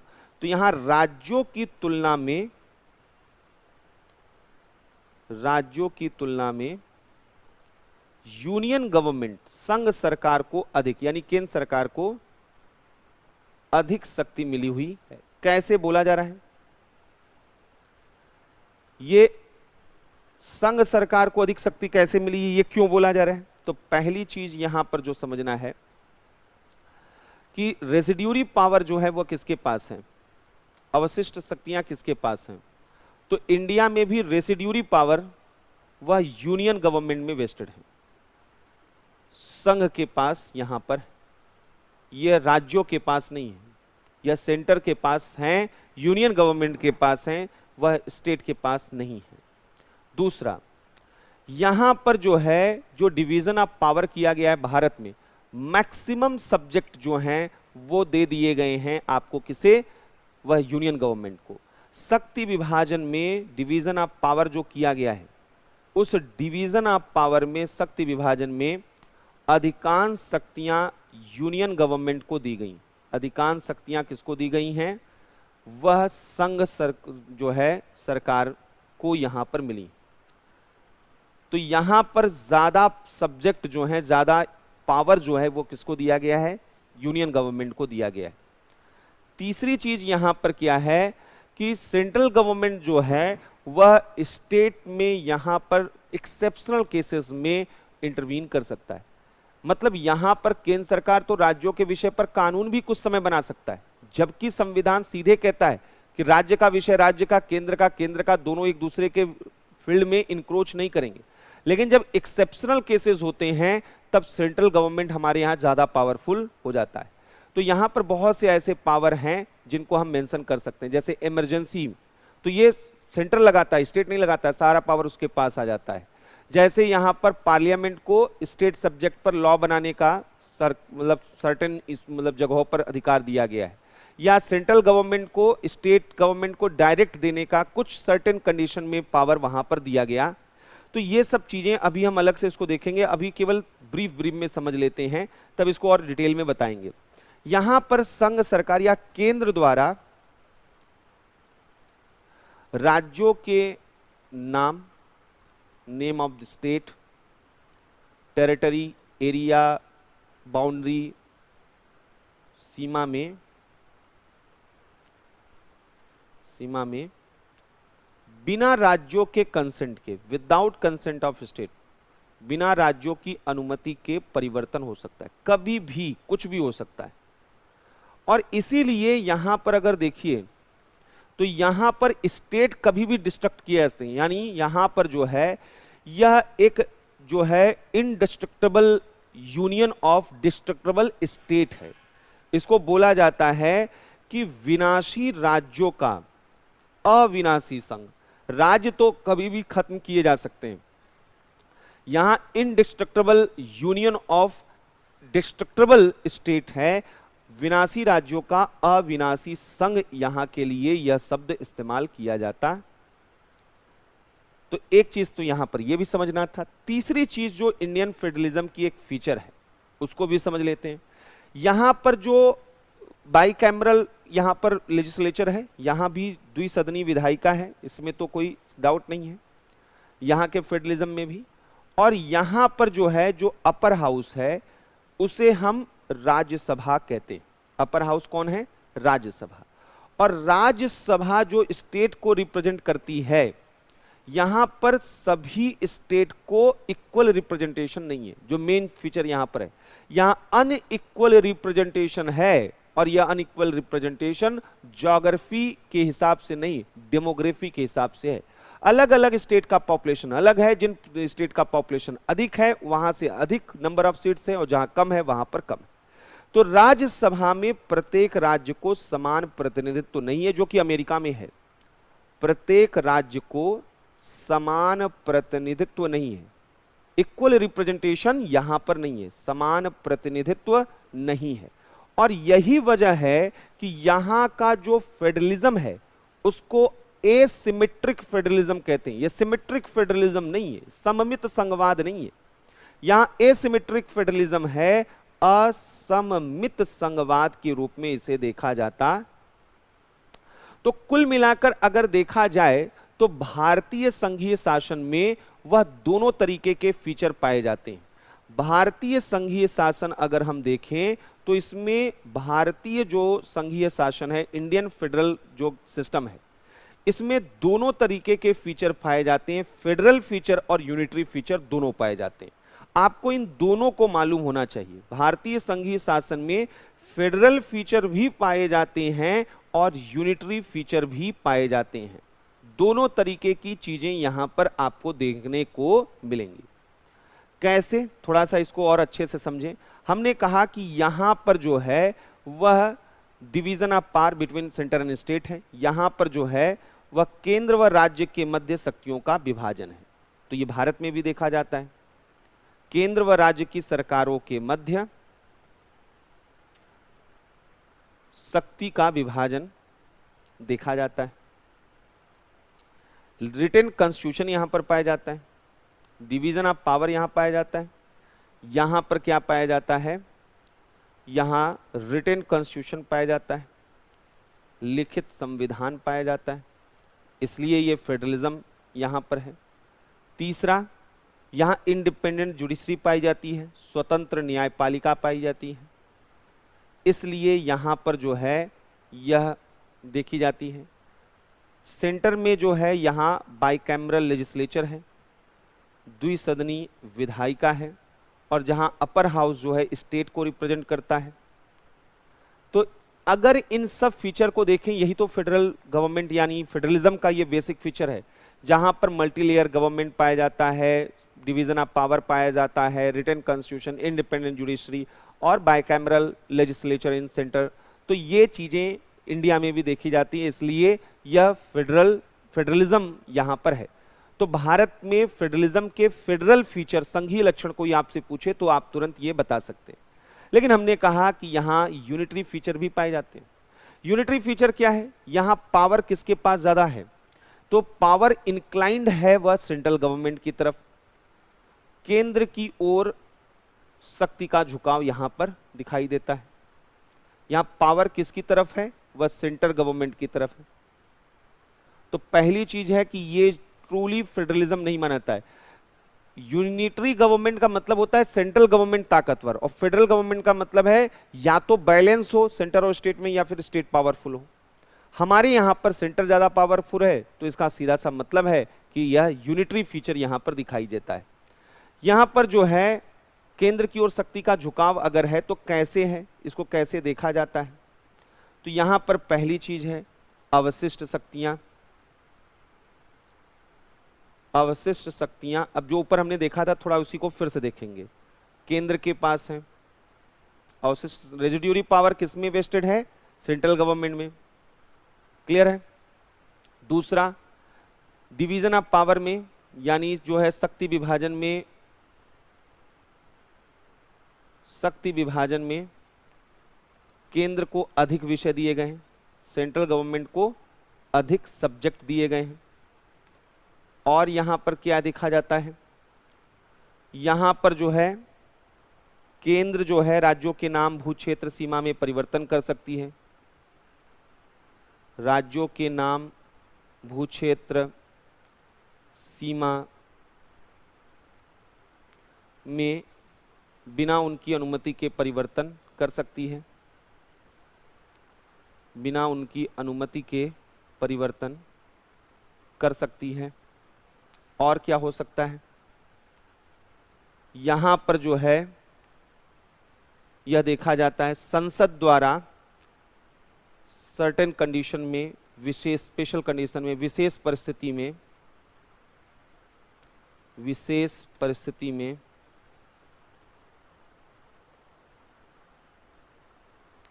विशेष परिस्थिति में राज्य सूची, स्टेट लिस्ट के सब्जेक्ट पर भी, राज्य सूची के विषय पर भी विधि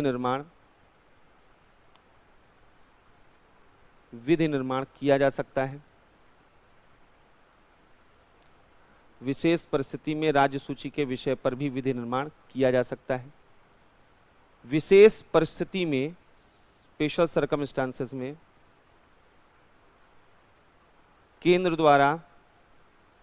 केंद्र सरकार द्वारा राज्यों को निर्देश दिया जा सकता है, केंद्र सरकार द्वारा राज्य सरकार को निर्देश दिया जा सकता है।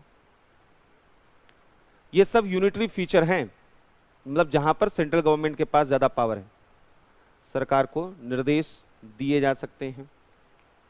तो एक तो हम यहां पर केंद्र की ओर पावर क्यों झुके हुए हैं वो हम दिखा रहे हैं। तो हमने यहां पर बोला कि पहला चीज जो है केंद्र की ओर शक्ति का झुकाव है, और इनसे यह साबित होता है कि यहां पर यूनिटरी फीचर यहां पर है। और क्या यूनिटरी फीचर के वजह हो सकते हैं? दूसरा यहां पर जो है यह दिखाई देता है कि यहां पर सिंगल सिस्टम है, इकहरी व्यवस्था है, इकहरी व्यवस्था है, यानी आप देखिए एक ही कॉन्स्टिट्यूशन है। अब तो जम्मू कश्मीर का भी मामला समाप्त हो गया है, तो पूरे देश में एक ही संविधान है, यानी एक संविधान यहां पर पूरे देश में दिखाई दे रहा है। यहां पर सिंगल सिटीजनशिप, एकल नागरिकता पूरे देश में, ये यूनिटरी फीचर का तो इसेंशियल फीचर है ना, यही तो यूनिटरी फीचर के फीचर हैं। डबल सिस्टम होता है फेडरलिज्म में, यहां तो सिंगल सिस्टम है, सिंगल, यहां इंटीग्रेटेड जो है जुडिशरी होती है, एकीकृत न्यायपालिका होती है। यहां पर जो है यह देखा जाता है कि वह सिंगल जो है ऑडिट सिस्टम होता है, एकल अंकेक्षण व्यवस्था होती है। तो ये सब चीजें बताती हैं कि इंडिया में यूनिटरी फीचर देखे जा रहे हैं। इसके साथ साथ इमरजेंसी प्रोविजन, आपातकालीन प्रावधान बताता है कि सारी शक्तियां, ये सबसे बड़ा फीचर है यूनिटरी गवर्नमेंट का। आपातकाल जब भारत में लागू होता है, सारी शक्तियां केंद्र के पास चली जाती हैं, राज्यों का कोई मतलब नहीं रह जाता है। या इसी तरीके से अगर हम बात करें कि राज्यपाल जो हैं वो इलेक्टेड नहीं होते हैं भारत में, राज्यपाल की नियुक्ति किसके द्वारा की जाती है? केंद्र सरकार द्वारा। तो ये भी यहां पर बताता है कि यूनिटरी फीचर है, केंद्र सरकार द्वारा किया जाता है। यहां पर जो है इसके साथ साथ all India services, Akhil Bharatiya सेवाएं होती हैं। वैसे तो जो है एक सेंट्रल सर्विस, स्टेट सर्विस होता है, लेकिन यहाँ ऑल इंडिया सर्विस होता है, अखिल भारतीय सेवा। तो ये भी यूनिटरी फीचर बताता है, पूरे देश में एक ही सेवा होती है, अखिल भारतीय सेवा। तो ये कुल मिलाकर कुछ बेसिक चीजें हैं, और इन्हीं वजहों से इन दोनों को देख कर ही तो केसी वियर जैसे जो हैं थिंकर कहते हैं, केसी वियर कहते हैं ये क्वासी फेडरलिज्म है। भारत के लिए वर्ड यूज किया जाता है क्वासी फेडरलिज्म, यानी अर्ध संघात्मक व्यवस्था यहां पर बोलते हैं, अर्ध संघात्मक। तो क्वासी फेडरलिज्म यहां पर कहने का पर्पस ही है कि जहां पर फेडरलिज्म तो है, लेकिन फेडरलिज्म में यूनिटरी फीचर्स देखे जाते हैं, और कई बार यूनिटरी फीचर्स डोमिनेट करते हुए दिखाई देते हैं।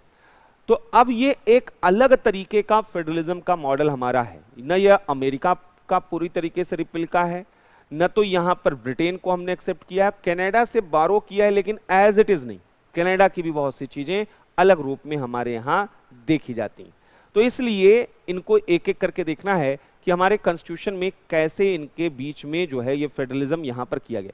तो हम पढ़ना क्या है? फेडरलिज्म पढ़ना है भारत का। संघवाद है यहां पर, संघवाद में हमने क्या बोला? सबसे पहला फीचर क्या है? Division of power between centre and state. तो हम यहां पर देखते हैं कि केंद्र और राज्य के बीच शक्तियों का विभाजन कैसे हुआ है। यहां division power between centre and state, केंद्र व राज्यों के मध्य आखिर शक्ति का विभाजन ही तो हमें पढ़ना है। यह कैसे किया गया है? संविधान के द्वारा। तो यह जो शक्ति का विभाजन है ये 3 स्तरों पर किया गया है। पहला, किन विषयों पर केंद्र सरकार कानून बनाएगी, किन विषयों पर राज्य सरकार, यानी लेजिस्लेचर। और इसीलिए विभाजन के आधार पर ही संबंध भी, रिलेशन भी, केंद्र संबंध का मतलब यही निकल के आएगा। तो लेजिस्लेटिव रिलेशन यहां पर देखेंगे, यानी विधायी शक्तियों का विभाजन देखेंगे। एडमिनिस्ट्रेटिव जो है डिवीजन ऑफ पावर देखेंगे, यानी एडमिनिस्ट्रेटिव रिलेशन देखेंगे। और फाइनेंशियल डिवीजन ऑफ पावर देखेंगे, यानी फाइनेंशियल रिलेशन भी देखेंगे। तो 3 जो है यहां पर इनके बीच रिलेशन देखेंगे। अब एक चीज और यहां पर समझने वाली चीज है कि यहां पर यह जो शक्तियों का यह विभाजन किया गया है, विधायी और प्रशासनिक और वित्तीय, ये 3 ही है। Judicial division of power India में नहीं है, अमेरिका में है। वहां का फेडरलिज्म अलग है, यहां तो यूनियन गवर्नमेंट है, हम यूनियन ऑफ स्टेट्स हैं। अब एक एक करके देखते हैं, पहले विधायी, फिर प्रशासनिक और फिर वित्तीय। तो पहले अगर हमें विधायी संबंध देखना है सेंटर और स्टेट में, तो हमें क्या समझना है, एक एक करके आइए पहले इसको समझते हैं।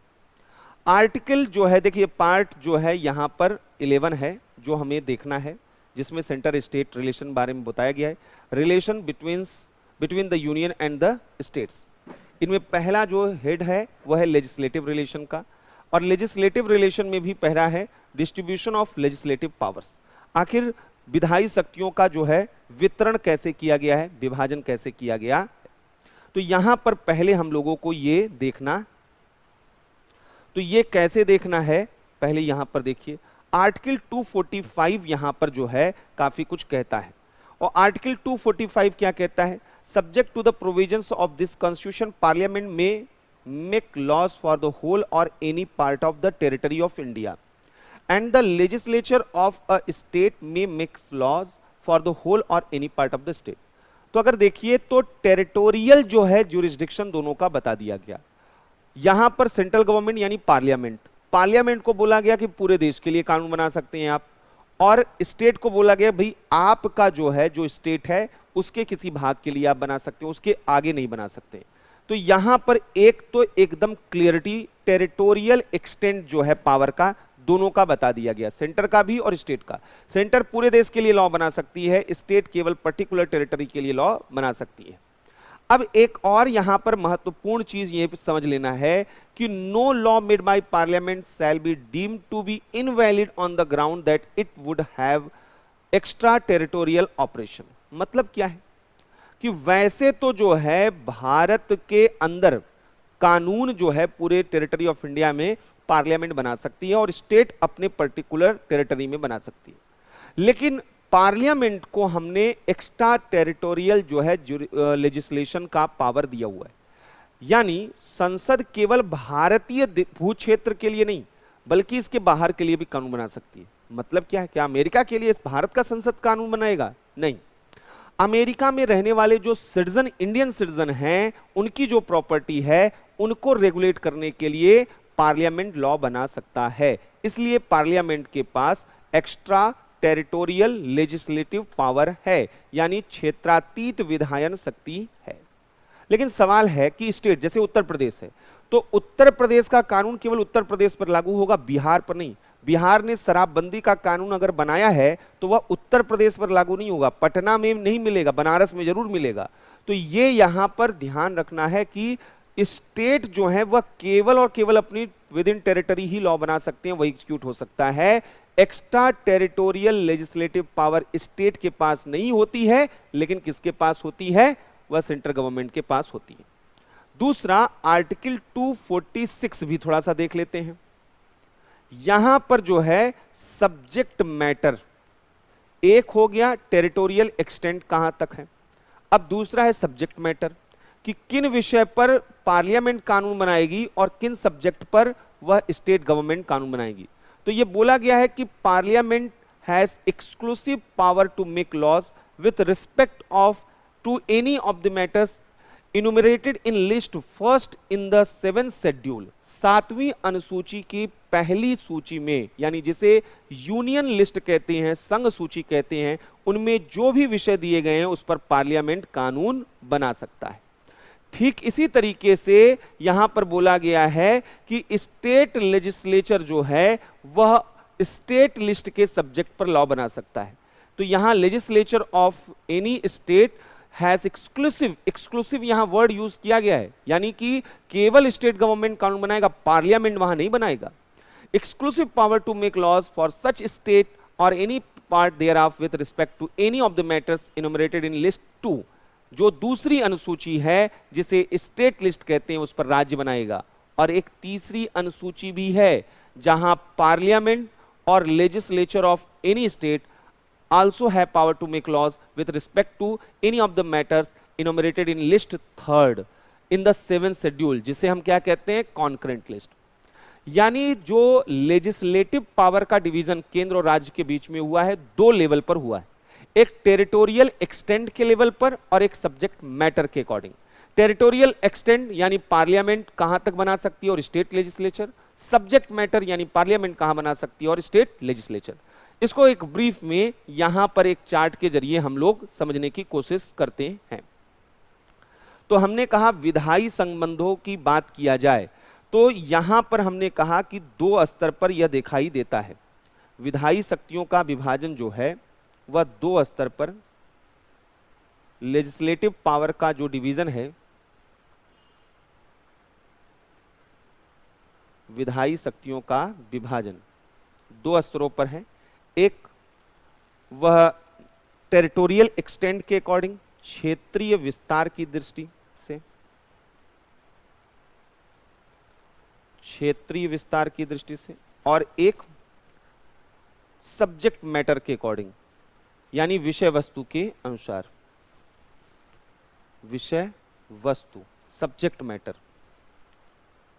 आर्टिकल 245 टेरिटोरियल एक्सटेंट की बात करता है, आर्टिकल 246 यह सब्जेक्ट मैटर की बात करता है। इसके तहत क्षेत्रीय विस्तार, पार्लियामेंट एक तरफ संसद है और एक तरफ स्टेट लेजिस्लेचर है, तो राज्य विधानमंडल है। इन दोनों का पावर क्लियर कर दिया गया है। यहां पर बोला गया है पार्लियामेंट भारत के संपूर्ण क्षेत्र के लिए, भारत के संपूर्ण क्षेत्र या किसी भाग के लिए,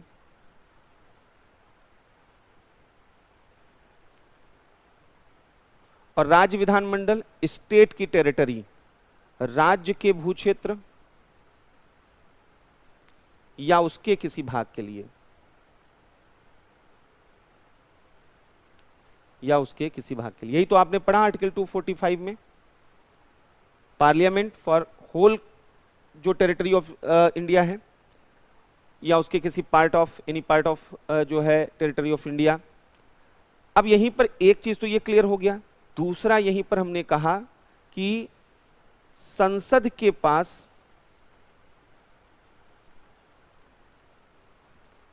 यहां पर जो है वह एक्स्ट्रा टेरिटोरियल जो है वह यहां पर जो है वह पावर है, यानी कि, लेकिन यहीं पर एक और बड़ा इंपॉर्टेंट सा क्वेश्चन जो आता है, तो क्वेश्चन हम देखते चलें, जहां से क्वेश्चन आते रहते हैं।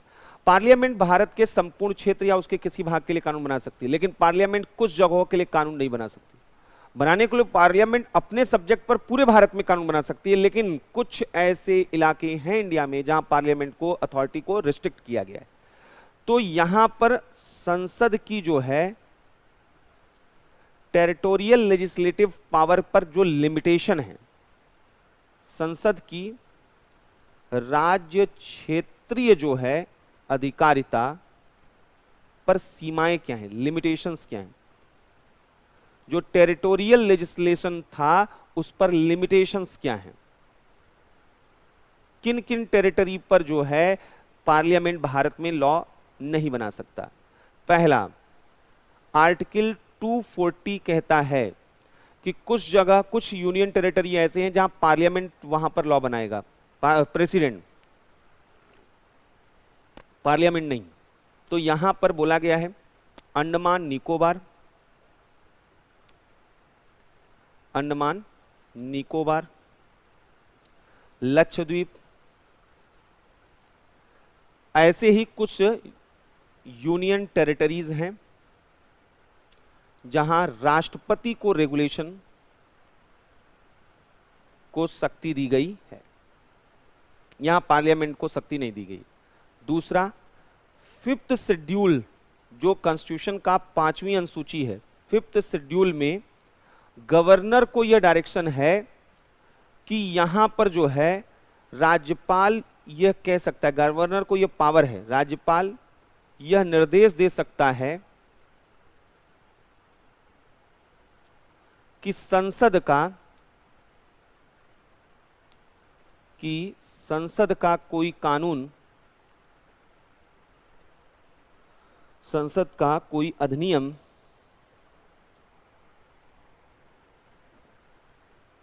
शेड्यूल्ड एरिया में अप्लाई नहीं होगा। शेड्यूल्ड एरिया में, अधिसूचित क्षेत्रों में लागू नहीं होगा। थोड़ा इसको समझिएगा। असल में फिफ्थ शेड्यूल हमारे यहां भी आगे पढ़ेंगे, फिफ्थ और सिक्स शेड्यूल, जहां ट्राइबल पॉपुलेशन रहती है उस एरिया को वहां गवर्न करने के लिए शेड्यूल्ड एरिया के रूप में डिक्लेयर किया जाता है। तो भारत में अलग अलग हिस्सों में शेड्यूल्ड एरिया हैं। जिन स्टेट में शेड्यूल्ड एरिया है उस स्टेट में पार्लियामेंट का लॉ जो है वह अप्लाई होने से रोक सकता है गवर्नर वहां का। अगर गवर्नर को लगता है कि नहीं ये पार्लियामेंट का ये लॉ यहां पर लागू नहीं होगा, भले ही वो उनका अधिकारता हो, उनका सब्जेक्ट मैटर हो, तब भी यहां गवर्नर रोक सकता है पार्लियामेंट के लॉ को इंप्लीमेंट होने से। ठीक इसी तरीके से सिक्स शेड्यूल में भी यही चीजें हैं। फिफ्थ में और सिक्स में बस सिक्स शेड्यूल वह पर्टिकुलर 4 स्टेट के लिए है और फिफ्थ शेड्यूल पूरे देश के लिए है। ये आगे हम देखेंगे। सिक्स शेड्यूल में राज्यपाल यह निर्देश दे सकता है, यहां भी राज्यपाल ही यह निर्देश दे सकता है कि जो ऑटोनमस डिस्ट्रिक्ट हैं, सिक्स शेड्यूल में क्या होते हैं, स्वायत्त शासी जिले होते हैं। ऑटोनमस डिस्ट्रिक्ट जो हैं, स्वायत्त शासी जिलों में संसदीय जो पार्लियामेंट्री लॉ हैं लागू नहीं होंगे। ये यहां पर बोल सकता है कि पार्लियामेंट्री लॉ यहां पर लागू नहीं होंगे। फिफ्थ शेड्यूल और सिक्स शेड्यूल के एरिया में बोला जा सकता है। मेघालय, त्रिपुरा, मिजोरम, ये सब यहां पर बोले गए। तो यहां पर वैसे तो पार्लियामेंट और स्टेट का क्या पावर है ये क्लियर होना चाहिए था। पार्लियामेंट का पावर कहीं कहीं पर रिस्ट्रिक्टेड है, बहुत रेयर केसेस में, वो हमने ऐसे ही बता दिया। अब एक नोट यहां पर ये समझना है कि संसद के पास एक्स्ट्रा टेरिटोरियल लेजिस्लेशन का पावर है। संसद के पास वह क्षेत्रातीत विधायन का शक्ति है, क्षेत्रातीत विधायन की शक्ति है। लेकिन राज्य विधानमंडल के पास नहीं है, राज्य विधानमंडल के पास नहीं। तो ये यहां पर आपको मालूम होना चाहिए। अब आइए सब्जेक्ट मैटर के अकॉर्डिंग, ठीक है। पहला तो हमने देख लिया कि टेरिटोरियल एक्सटेंट के लेवल पे। अब आइए सब्जेक्ट मैटर के हिसाब से कैसे यहां पर डिवीजन है। तो सब्जेक्ट मैटर में जैसा कि हम लोगों ने बात किया कि यहां पर बोला गया है 3 लिस्ट, 3 सूचियां हैं। एक बोला गया है यूनियन लिस्ट, संघ सूची, और ये सब कहां पर है, 7वीं अनुसूची में। 7वीं अनुसूची के तहत 7th शेड्यूल में ये लिस्ट का मेंशन किया गया है। फिर दूसरी लिस्ट क्या है, स्टेट लिस्ट, राज्य सूची यहां पर है। और तीसरी लिस्ट यहां पर क्या है, वो यहां पर है कॉन्करेंट लिस्ट, समवर्ती सूची। समवर्ती सूची यानी कॉन्करेंट लिस्ट यहां पर, समवर्ती सूची। अब यहां पर जो है ये तीनों लिस्ट यहां पर दिए गए हैं। तो इन तीनों लिस्ट में जो है यहां पर क्या क्या प्रोविजन किया गया है ये यहां पर मालूम होना चाहिए। तो अगर यहां पर देखा जाए तो यूनियन लिस्ट जो है यहां पर वैसे तो 100 सब्जेक्ट यहां पर जो है बताए गए हैं। अभी फिलहाल 97 सब्जेक्ट, 100 सब्जेक्ट यहां पर। स्टेट लिस्ट के जो सब्जेक्ट हैं उसमें 61 हैं और यहां पर जो है 52 सब्जेक्ट जो हैं वो यहां पर कॉन्करेंट लिस्ट में। मोटा मोटी यहां पर बता रहे हैं, चेंजेस होते रहते हैं इसलिए यहां पर फिक्स नहीं बताया जा सकता है कि एग्जैक्टली कितने हैं। इस यूनियन लिस्ट जो यहां पर है, इस यूनियन लिस्ट में जो ऐसे पॉलिसीज होते हैं जिनके लिए पूरे देश में जो है वह एक तरीके का कानून यहां पर होना चाहिए। पूरे देश में एक तरीके का कानून यहां पर होना चाहिए। और ये जो है कानून यहां पर कैसा होना चाहिए, तो यूनिफॉर्म जहां पर कानून की जरूरत हो तो वहां पर जो है होना चाहिए। एक सेकंड बस एक मैसेज मैं कर दूं।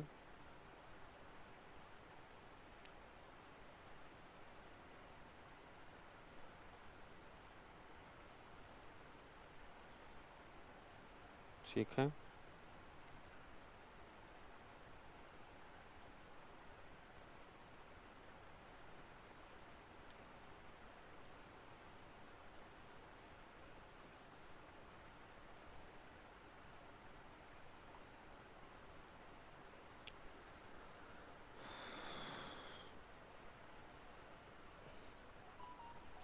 ठीक है। तो यहां पर जो है यूनियन लिस्ट, स्टेट लिस्ट और कॉन्करेंट लिस्ट पर आते हैं फिर से। तो यूनियन लिस्ट वो होते हैं जहां पर पूरे देश के लिए आप यूनिफॉर्म पॉलिसी चाहिए, जहां समरूपी नीति चाहिए, समरूपी यानी यूनिफॉर्म जो है पॉलिसी की जो पूरे देश के लिए एक जैसा हो। तो ऐसा कौन सा पॉलिसी जो है, ऐसे कौन से सब्जेक्ट हैं, जैसे डिफेंस हो गया, फॉरेन अफेयर्स हो गया। अब ये अलग अलग स्टेट का अलग अलग नहीं, तमिलनाडु का अलग फॉरेन पॉलिसी हो, पश्चिम बंगाल का अलग, ऐसे नहीं चलेगा। ये वो जरूरी है जो पूरे देश में एक जैसी हो। तो इसके लिए जो यूनिफॉर्म पॉलिसी जहां जरूरी है, जैसे विदेश नीति, रक्षा, सिटीजनशिप, ये सब पार्लियामेंट को दिया गया है। संघ सूची यानी पार्लियामेंट, नागरिकता, यहां पर जो है बैंकिंग जैसे है, मुद्रा जैसे है, जनगणना हुआ, ये सब जो है यहां पर दिया गया। जनगणना हुआ, कम्युनिकेशन हुआ, संचार हुआ, रेलवे हुआ, एटॉमिक एनर्जी हुआ, शेयर मार्केट हुआ, ये सब ऐसा लंबा लिस्ट है जो किसके पास है, वह यूनियन गवर्नमेंट के पास है, पार्लियामेंट के पास है। पार्लियामेंट इस पर लॉ बना सकता है। इस सारे सब्जेक्ट पर लॉ कौन बनाएगा, पार्लियामेंट बनाएगा। दूसरा, इसी तरीके से स्टेट लिस्ट, माना जाता है कि अलग अलग स्टेट के अलग अलग फीचर है, कोई हिली एरिया है, कोई प्लेन एरिया है, कोई आइलैंड है, तो वहां पर जो लोकल इशू हैं वो बदल जाते हैं। इसलिए लोकल इशू जो है वह इनको दे दिए जाएं। स्थानीय मुद्दे, स्थानीय मुद्दे इनको दे दिए जाते हैं, जहां पर हर स्थान पर अलग अलग कानून बनाने की जरूरत हो। जैसे एग्रीकल्चर, अब पहाड़ी इलाकों का एग्रीकल्चर का तरीका अलग होगा और प्लेन का अलग होगा, आइलैंड का अलग होगा। तो इसलिए यहां पर क्या क्या, जैसे हर जगह पब्लिक ऑर्डर, लोक व्यवस्था और जो पुलिसिंग है वो उसकी नेचर अलग होंगे। तो ये स्टेट को दिया गया है, स्टेट इस पर देखेगा। कृषि, एग्रीकल्चर स्टेट को दिया गया है, लैंड स्टेट को दिया गया है, हेल्थ ये स्टेट का सब्जेक्ट है, इस पर स्टेट करती है, गवर्नमेंट सेंटर नहीं। लोकल गवर्नमेंट, स्थानीय शासन जो है ये भी जो है पंचायत वगैरह, नगर पालिका सब स्टेट गवर्नमेंट का है। प्रिजन, कारागार, जो जेल वगैरह होते हैं सब इनका होता है। तो ये सब जो है स्टेट गवर्नमेंट के पास यहां पर होते हैं। इसी तरीके से अब अगर हम कॉन्करेंट लिस्ट देखें, तो कॉन्करेंट लिस्ट यानी जहां दोनों की जरूरत हो, तालमेल की जरूरत हो। तो जहां तालमेल की जरूरत हो वहां दोनों मिल जाए। जैसे पॉपुलेशन सेंसस जो है सेंट्रल गवर्नमेंट का है, लेकिन पॉपुलेशन कंट्रोल, जनसंख्या नियंत्रण वो किसका है, तो जनसंख्या नियंत्रण जो है और परिवार नियोजन ये दोनों का है। फैमिली प्लानिंग ये दोनों का है। जैसे अभी यूपी गवर्नमेंट ने पॉपुलेशन पर जो है एक ऑर्डिनेंस लाया, एक मतलब पॉपुलेशन पॉलिसी लाया। तो जनसंख्या नियंत्रण पर राज्य भी कर सकती है, और अब केंद्र में भी ये बिल जा रहा है, तो केंद्र में भी हो सकता है। दूसरा, सोशियो इकोनॉमिक प्लानिंग, सामाजिक आर्थिक नियोजन। सोशल इकोनॉमिक प्लानिंग जो है वह कॉन्करेंट है। देश में आप देखेंगे चाहे कृषि हो, चाहे शिक्षा हो, चाहे स्वास्थ्य हो, सामाजिक आर्थिक नियोजन के लिए प्लानिंग की कैसे 5 साल बाद होना चाहिए, केंद्र और राज्य दोनों इस पर काम कर सकते हैं। जैसे आप देखते हैं कि कृषि जो है वह राज्य का विषय है, लेकिन इसके बावजूद केंद्र में एक मंत्रालय है, कृषि मंत्रालय, क्योंकि वो सोशियो इकोनॉमिक प्लानिंग जो है वह इनका भी है, उनका भी है। तो एग्रीकल्चर के कोर सब्जेक्ट पर वह सेंट्रल गवर्नमेंट लॉ नहीं बना सकती है, लेकिन वो वहां पर जो है एग्रीकल्चर से रिलेटेड जो है ट्रेड वगैरह से उसमें जुड़े हुए जो लोग हैं उन लोगों के विकास के लिए वह लॉ बना सकती है, जो सोशियो इकोनॉमिक प्लानिंग के लिए जरूरी है। पशुओं के विरुद्ध क्रूरता, एनिमल जो क्रुएल्टी अगेंस्ट एनिमल है वो जो है कॉन्करेंट लिस्ट में है, के विरुद्ध क्रूरता। या इसी तरीके से यहां पर एजुकेशन, शिक्षा, इसी तरीके से फैमिली का जो रिलेटेड इशू है, मैरिज हुआ, यहां पर सक्सेशन हुआ, तलाक हुआ, ये कॉन्करेंट लिस्ट का सब्जेक्ट है जो यूसीसी के लिए, यही तो यूनिफॉर्म सिविल कोड की बात की जा रही है। तो स्टेट भी बना सकते हैं और सेंट्रल गवर्नमेंट भी यहां पर बना सकते हैं। क्लियर है? तो संघ सूची और राज्य सूची के सब दोनों के कानून, सबका दायरा बंधन बिल्कुल अलग अलग कर दिया गया है कि ये आपका काम है, ये आपका एक्सक्लूसिव काम है। अब एक दूसरे में मिक्स मत करिए इन कामों को। लेकिन अब यहीं पर एक चीज और देखिए, यहां पर क्या है, यहीं पर जो है अब 247 में तो बोला गया है कि parliament may by law provide for the establishment of any additional courts for the better administration of laws made by parliament, और तो ये एक अलग चीज है जो हमारे लिए अभी फिलहाल जरूरी नहीं है। आर्टिकल 248 में देखिए क्या है, आर्टिकल 248 कहता है कि parliament has exclusive power to make any law with respect to any matter not enumerated in the concurrent list और स्टेट लिस्ट। तो जो चीजें जो हैं कॉन्करेंट या स्टेट लिस्ट में शामिल नहीं है या किसी लिस्ट में शामिल नहीं है, उस पर कानून बनाने का अधिकार किसके पास है, वह पार्लियामेंट के पास है। तो यहां पर जो है रेसिड्यूरी पावर, ये तो हो गया जो डिवाइड कर दिया गया, और एक है रेसिड्यूरी पावर यानी अवशिष्ट शक्तियां। अवशिष्ट शक्तियां यहां पर वो है आर्टिकल 248 अनुच्छेद 248। संसद के पास जो है वह यहां पर संसद के पास यह शक्ति होती। अब एक यहां पर जो है बड़ा इंपॉर्टेंट सा प्रिंसिपल हमको समझना है। हमारे यहां पर वैसे तो जो देखा जाता है कि डिवीजन ऑफ पावर किया गया है, बावजूद इसके हम अपने देश में फेडरल सुप्रीमेसी देखते हैं, यानी परिसंघीय सर्वोच्चता का सिद्धांत देखते हैं। फेडरल सुप्रीमेसी, परिसंघीय सर्वोच्चता का सिद्धांत देखते हैं। मतलब क्या है इसका, आइए इसको थोड़ा सा समझते हैं। ये फेडरल जो है सुप्रीमेसी का जो थ्योरी है वो क्या कहता है, अगर मान लीजिए कि ये जो अलग अलग सब्जेक्ट हमने बताए इनमें कंफ्लिक्ट हो ही जाए, फिर किसको जो है यहां पर प्रेफरेंस दिया जाएगा, क्लियरिटी नहीं है कि ये इनका सब्जेक्ट है या इनका सब्जेक्ट है। तो यहां पर जो है अगर किसी विषय पर,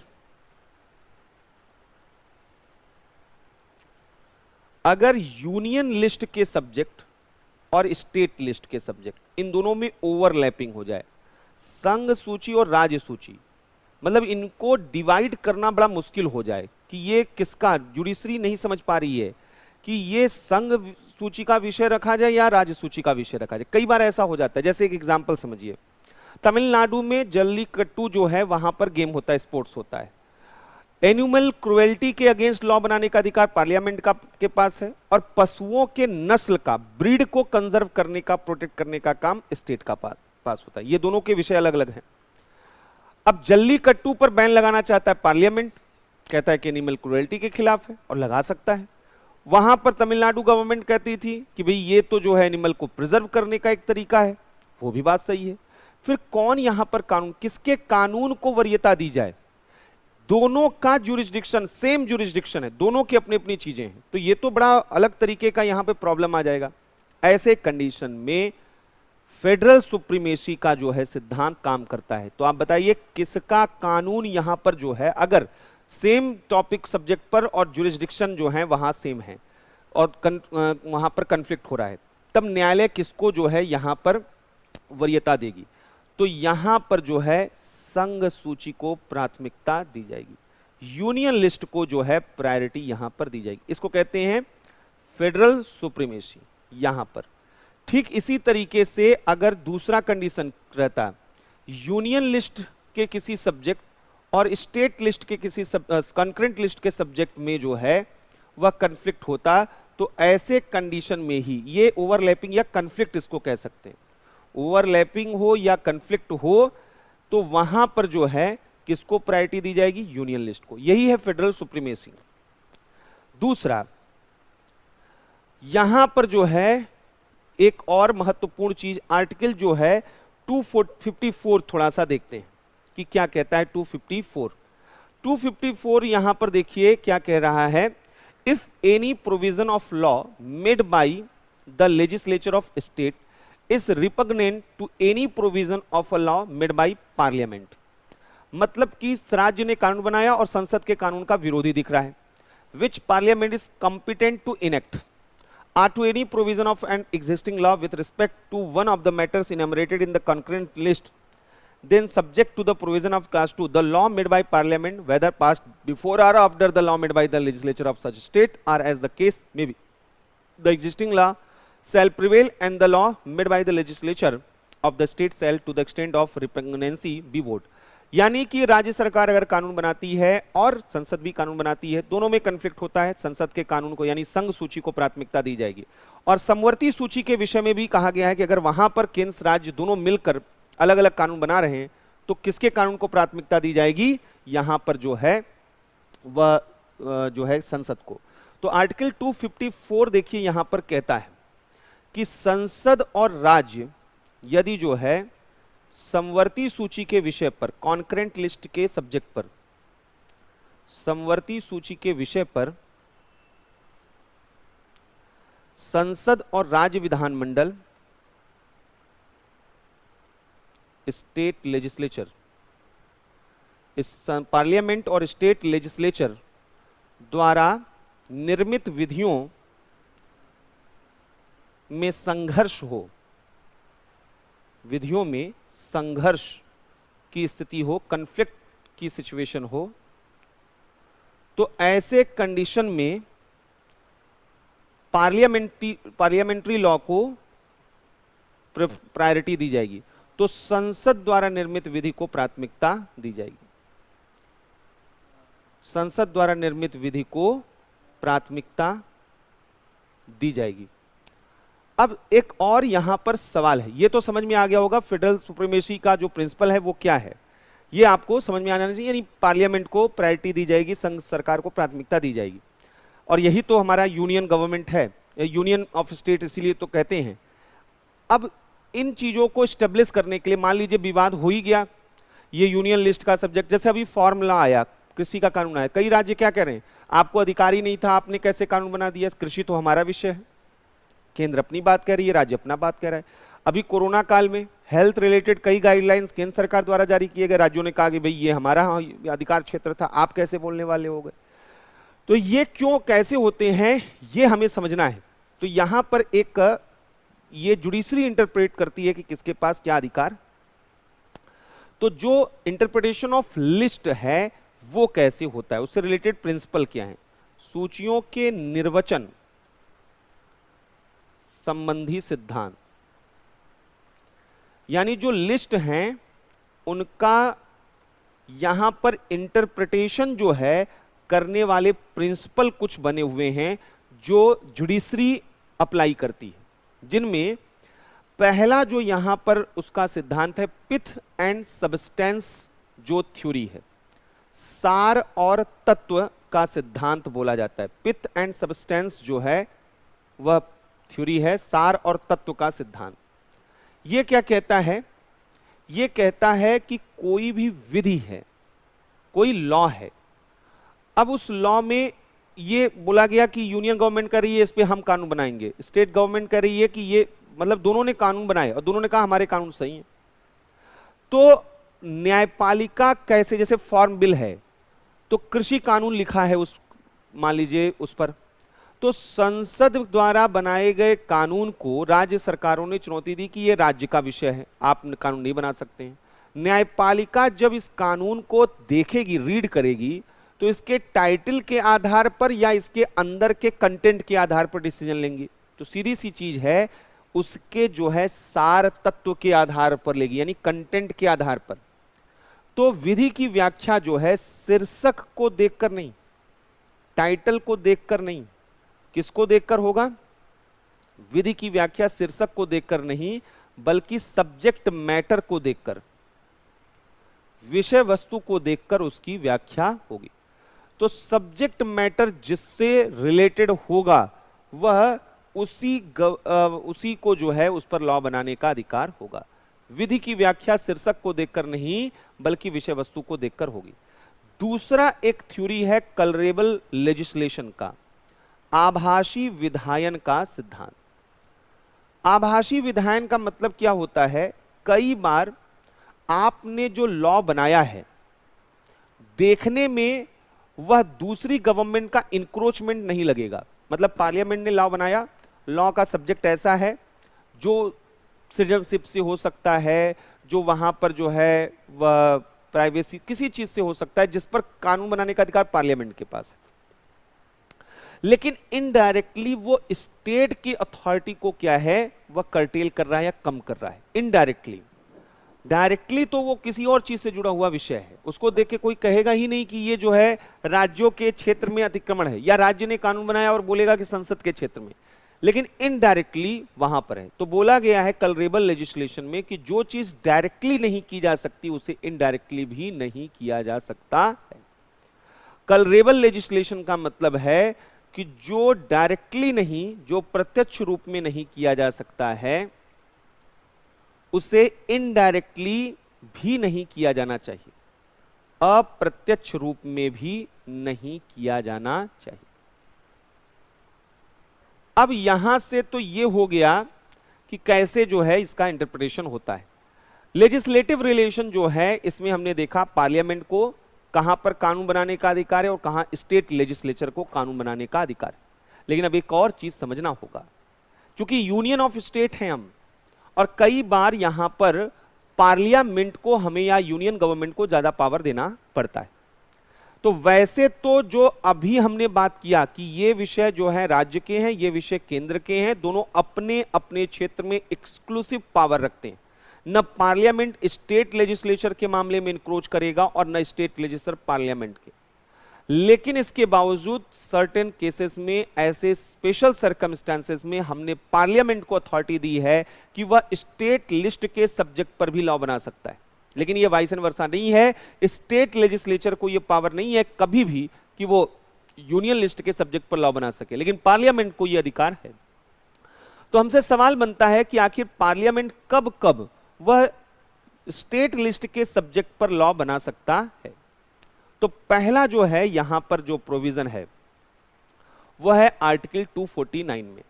आर्टिकल 249 जो है यहां पर क्या कहता है? कहता है not with standing anything in the forgoing provision of this chapter, if the council of state has declared by resolution supported by not less than 2/3 of the members present and voting that it is necessary or expedient in the national interest that parliament should make laws with respect to any matter enumerated in the state list specified in the resolution, it shall be lawful for parliament to make laws for the whole or any part of the territory of India with respect to that matter while the resolution remains in force। यानी संसद राज्य सूची के विषय पर कानून बना सकती है, पहला कंडीशन है तब जब राज्यसभा ऐसा रेजोल्यूशन लेकर आए।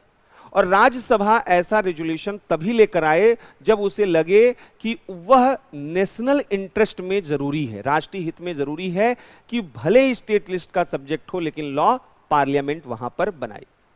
तो यहां पर संसद के पास यह कब अधिकार आता, यानी संसद द्वारा राज्य सूची के विषयों पर विधि निर्माण की शक्ति कब कब है। विधि निर्माण की शक्ति जो है वो कब कब, लॉ मेकिंग जो पावर है यहां पर पार्लियामेंट की स्टेट लिस्ट के सब्जेक्ट पर। पहला हमने कहा article 249 on the resolution of council of state, Rajya Sabha के संकल्प पर ऐसा किया जा सकता है। आर्टिकल 249 और राज्यसभा के संकल्प पर कैसे किया जा सकता है? संकल्प जो होगा वह प्रेजेंट और वोटिंग मेंबर के 2/3 मेजॉरिटीज होना चाहिए, उपस्थित और मत देने वालों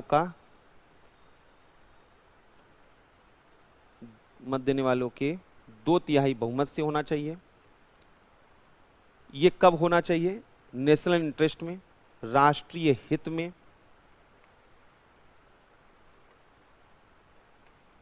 तो संसद जो है, पार्लियामेंट, संकल्प पारित होने पर संसद द्वारा विधि निर्माण किया जा सकता है।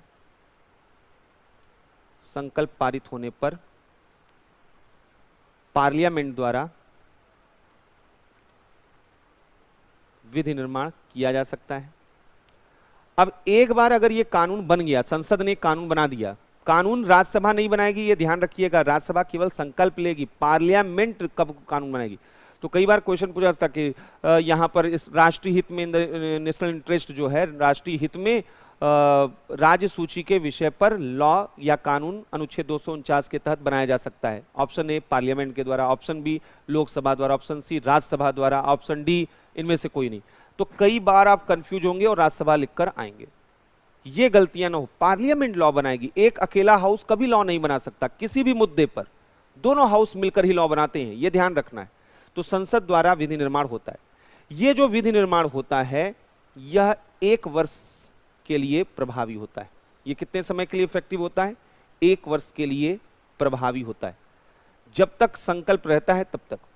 1 वर्ष के बाद फिर ये जो है संकल्प अगर फिर से लाया जा रहा है तो वहां से जो है उसको फिर से जो है संकल्प लाकर इसको एक्सटेंड किया जा सकता है, लेकिन पुनः संकल्प लाकर जो है इसे बढ़ाया जा सकता है। पुनः संकल्प द्वारा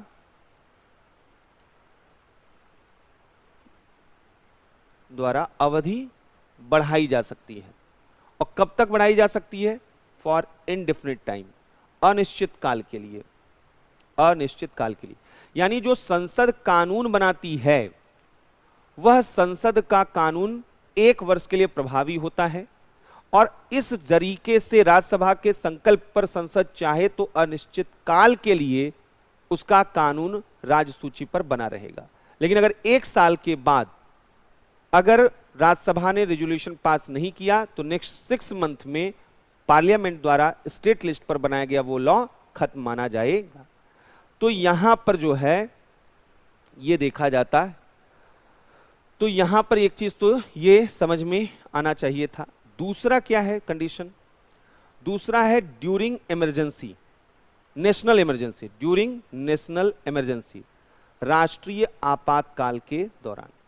ड्यूरिंग नेशनल इमरजेंसी, राष्ट्रीय आपातकाल के दौरान, यह है आर्टिकल 250। और नेशनल इमरजेंसी आपने पढ़ा भी था कि जब नेशनल इमरजेंसी आती है तो सारा पावर, डिवीजन ऑफ पावर वहां पर जो है सस्पेंड हो जाता है। पार्लियामेंट के पास स्टेट लिस्ट के सब्जेक्ट पर लॉ बनाने का अधिकार आ जाता है। और जैसे ही नेशनल इमरजेंसी खत्म होती है, ये जो पार्लियामेंट द्वारा लॉ बनाया जाता है ये 6 महीने तक और प्रभावी रहेगा, उसके बाद खत्म हो जाएगा। तो इसको फिर से अलग से बताने की जरूरत नहीं। तीसरा तरीका है on the request of state, राज्यों के निवेदन पर। राज्यों के निवेदन पर भी पार्लियामेंट स्टेट लिस्ट के सब्जेक्ट पर लॉ बना सकती है, और आर्टिकल 252 में ऐसा बोला गया है, जहां पर बोला गया है कि 2 या अधिक राज्य जो है वो यहां पर जो है वह निवेदन कर सकते हैं। 2 या अधिक राज्यों द्वारा वह निवेदन किया जा सकता, और कि राज्य सूची की, वो राज्य सूची का विषय है, उस पर संसद कानून बनाए। अगर पार्लियामेंट ऐसा लॉ बनाती है तो वह उन्हीं स्टेट पर लागू होगा जिन स्टेट ने रिक्वेस्ट किया है। संसद द्वारा जो, पार्लियामेंट द्वारा जो लॉ बनाया जाएगा वो उन्हीं स्टेट पर, उन्हीं राज्यों पर लागू होगा जिन्होंने ऐसा संकल्प या रेजोल्यूशन या रिक्वेस्ट किया है, जिन्होंने ऐसा संकल्प किया था। दूसरी चीज, अगर पार्लियामेंट ने उनके लिए स्टेट लिस्ट के सब्जेक्ट पर लॉ बना दिया, जैसे शराबबंदी है, अब बिहार के यहां अकेला शराबबंदी कानून बना है, अब वेस्ट बंगाल कहता है भाई हमारे यहां भी बिक रहा है, झारखंड, उत्तर प्रदेश, इन चारों स्टेट ने कहा भाई हम अलग अलग लॉ बनाए, इससे अच्छा पार्लियामेंट आप हम लोगों, चारों लोगों के लिए कोई अच्छा लॉ बना दीजिए। पार्लियामेंट ने कहा चलो ठीक है हम बना देते हैं। तो विषय है उनका स्टेट लिस्ट का, बना कौन रहा है? पार्लियामेंट बना रहा है। और अगर पार्लियामेंट इस तरीके का लॉ बना दे रहा है तो अब उस लॉ को ये लोग खत्म नहीं कर सकते, उस लॉ को खत्म कौन करेगा? पार्लियामेंट ही करेगा। तो संसद द्वारा ऐसा विधि जो है संसद द्वारा ही समाप्त किया जा सकता है, संसद द्वारा ही समाप्त किया जाता है। ऐसी विधि क्या आज तक बनी है? बहुत से ऐसे कानून बने हैं, जैसे वाइल्ड लाइफ प्रोटेक्शन एक्ट। पहले एनवायरनमेंट जो है, पर्यावरण, वो कॉन्करेंट लिस्ट का सब्जेक्ट है ना, पहले स्टेट लिस्ट का सब्जेक्ट होता था, आजकल वह कॉन्करेंट लिस्ट का है, पहले स्टेट लिस्ट का, स्टेट का काम होता था। तो कई स्टेट ने वहां पर जो है रिक्वेस्ट किया, तो वाइल्ड लाइफ, वर्ल्ड जीव संरक्षण अधिनियम, wild life protection act, wild life protection act 1972, 1972। फिर इसी तरीके से ह्यूमन जो ऑर्गन ट्रांसप्लांटेशन जो एक्ट था 1954 का, मानव अंग प्रतिरोपण अधिनियम, ये 1974 में है, मानव अंग प्रतिरोपण अधिनियम। तो इस तरीके के कुछ लॉ जो हैं वो कॉन्करेंट लिस्ट के इस तरीके के लॉ बनाए गए। तीसरा एक तरीका, चौथा जो तरीका है, ये तो हो गया, हमने कहा कि नेशनल इमरजेंसी, थर्ड हो गया on the request of state, और फोर्थ यहां पर जो है वो है इंटरनेशनल ट्रीटीज के इंप्लीमेंटेशन के लिए, अंतर्राष्ट्रीय संधियों के कार्यान्वयन के लिए। आर्टिकल 254 में ये बोला गया है, अंतर्राष्ट्रीय संधियों के कार्यान्वयन के लिए आर्टिकल 254 में प्रोविजन किया गया है। और यहां पर बोला गया है कि अगर जो है पार्लियामेंट वह किसी अन्य देश के साथ कोई जो है वह इंटरनेशनल ट्रीटी जो है उस पर साइन करती है, समझौता करती है, अब उसको इंप्लीमेंट करना है, लेकिन सब्जेक्ट स्टेट लिस्ट का है, तो अब ऐसी स्थिति में आपका ग्लोबल इमेज इस चीज पे टिका रहेगा कि आपके घर में कोई उसका विरोध न करे। जैसे एग्जांपल समझिए, WTO के फोरम पर भारत के मिनिस्टर, गवर्नमेंट ऑफ इंडिया के जो है मिनिस्टर जाएंगे ना, फॉरेन अफेयर्स तो गवर्नमेंट ऑफ इंडिया के पास है। अब WTO के फोरम पे गए और एग्रीकल्चर को लेकर एक जो है उन्होंने ट्रीटी वहां पे कर लिया। अब जितने स्टेट हैं उन्होंने हाथ खड़े कर दिए कि हम तो इसको लागू ही नहीं करने देंगे। तो ये स्थिति तो गवर्नमेंट ऑफ इंडिया के लिए बड़ा ऑड सिचुएशन वो हो जाएगा अगर देखा जाए। तो यहां पर पार्लियामेंट को ये पावर दे दिया गया, अथॉरिटी दे दिया गया कि अगर ऐसा सिचुएशन आप फंस गए तो आप जो है खुद पार्लियामेंट लॉ बना देगा, स्टेट का कोई कंसेंट लेने की जरूरत नहीं। तो अगर जो है यहां इंटरनेशनल ट्रीटी को मतलब इंप्लीमेंट करना है तो भी ऐसा किया जा सकता है। और यहां पर चौथा जो है ड्यूरिंग प्रेसिडेंट रूल, राष्ट्रपति शासन के दौरान, पांचवा क्या है, राष्ट्रपति शासन के दौरान भी जो है ऐसा किया जा सकता है। आर्टिकल 356 आपने देखा था कि जब आर्टिकल 356 के तहत प्रेसिडेंट रूल इंपोज किया जाता है तो वहां लेजिस्लेचर सस्पेंड हो जाता है या वह डिसॉल्व कर दिया जाता है और उसका सारा पावर पार्लियामेंट के पास आ जाता है। जिन स्टेट में प्रेसिडेंट रूल रहता है वहां पर लॉ कौन बनाता है, पार्लियामेंट बनाता है। तो यहां पर पार्लियामेंट इन सभी ओकेजन पर जो है वह स्टेट लिस्ट के सब्जेक्ट पर लॉ बना सकती है। तो ये तो था पहला relation, legislative relation between centre and state. अब जो हम लोगों को देखना है वो हम लोगों को देखना है यहां पर एडमिनिस्ट्रेटिव जो है रिलेशन, यानी प्रशासनिक संबंध यहां पर हम लोगों को देखना है। प्रशासनिक संबंध कल हम लोग देखते हैं कि क्या है एडमिनिस्ट्रेटिव रिलेशन यहां पर केंद्र और राज्य के बीच में, और फिर फाइनेंशियल रिलेशन। तो जब एक बार ये कल हम एडमिनिस्ट्रेटिव रिलेशन भी देख लेंगे और फाइनेंशियल रिलेशन भी, फिर इसके बाद इससे मेंस रिलेटेड जो टॉपिक हैं वो हम लोग देखेंगे सेंटर स्टेट रिलेशन में। Thank you.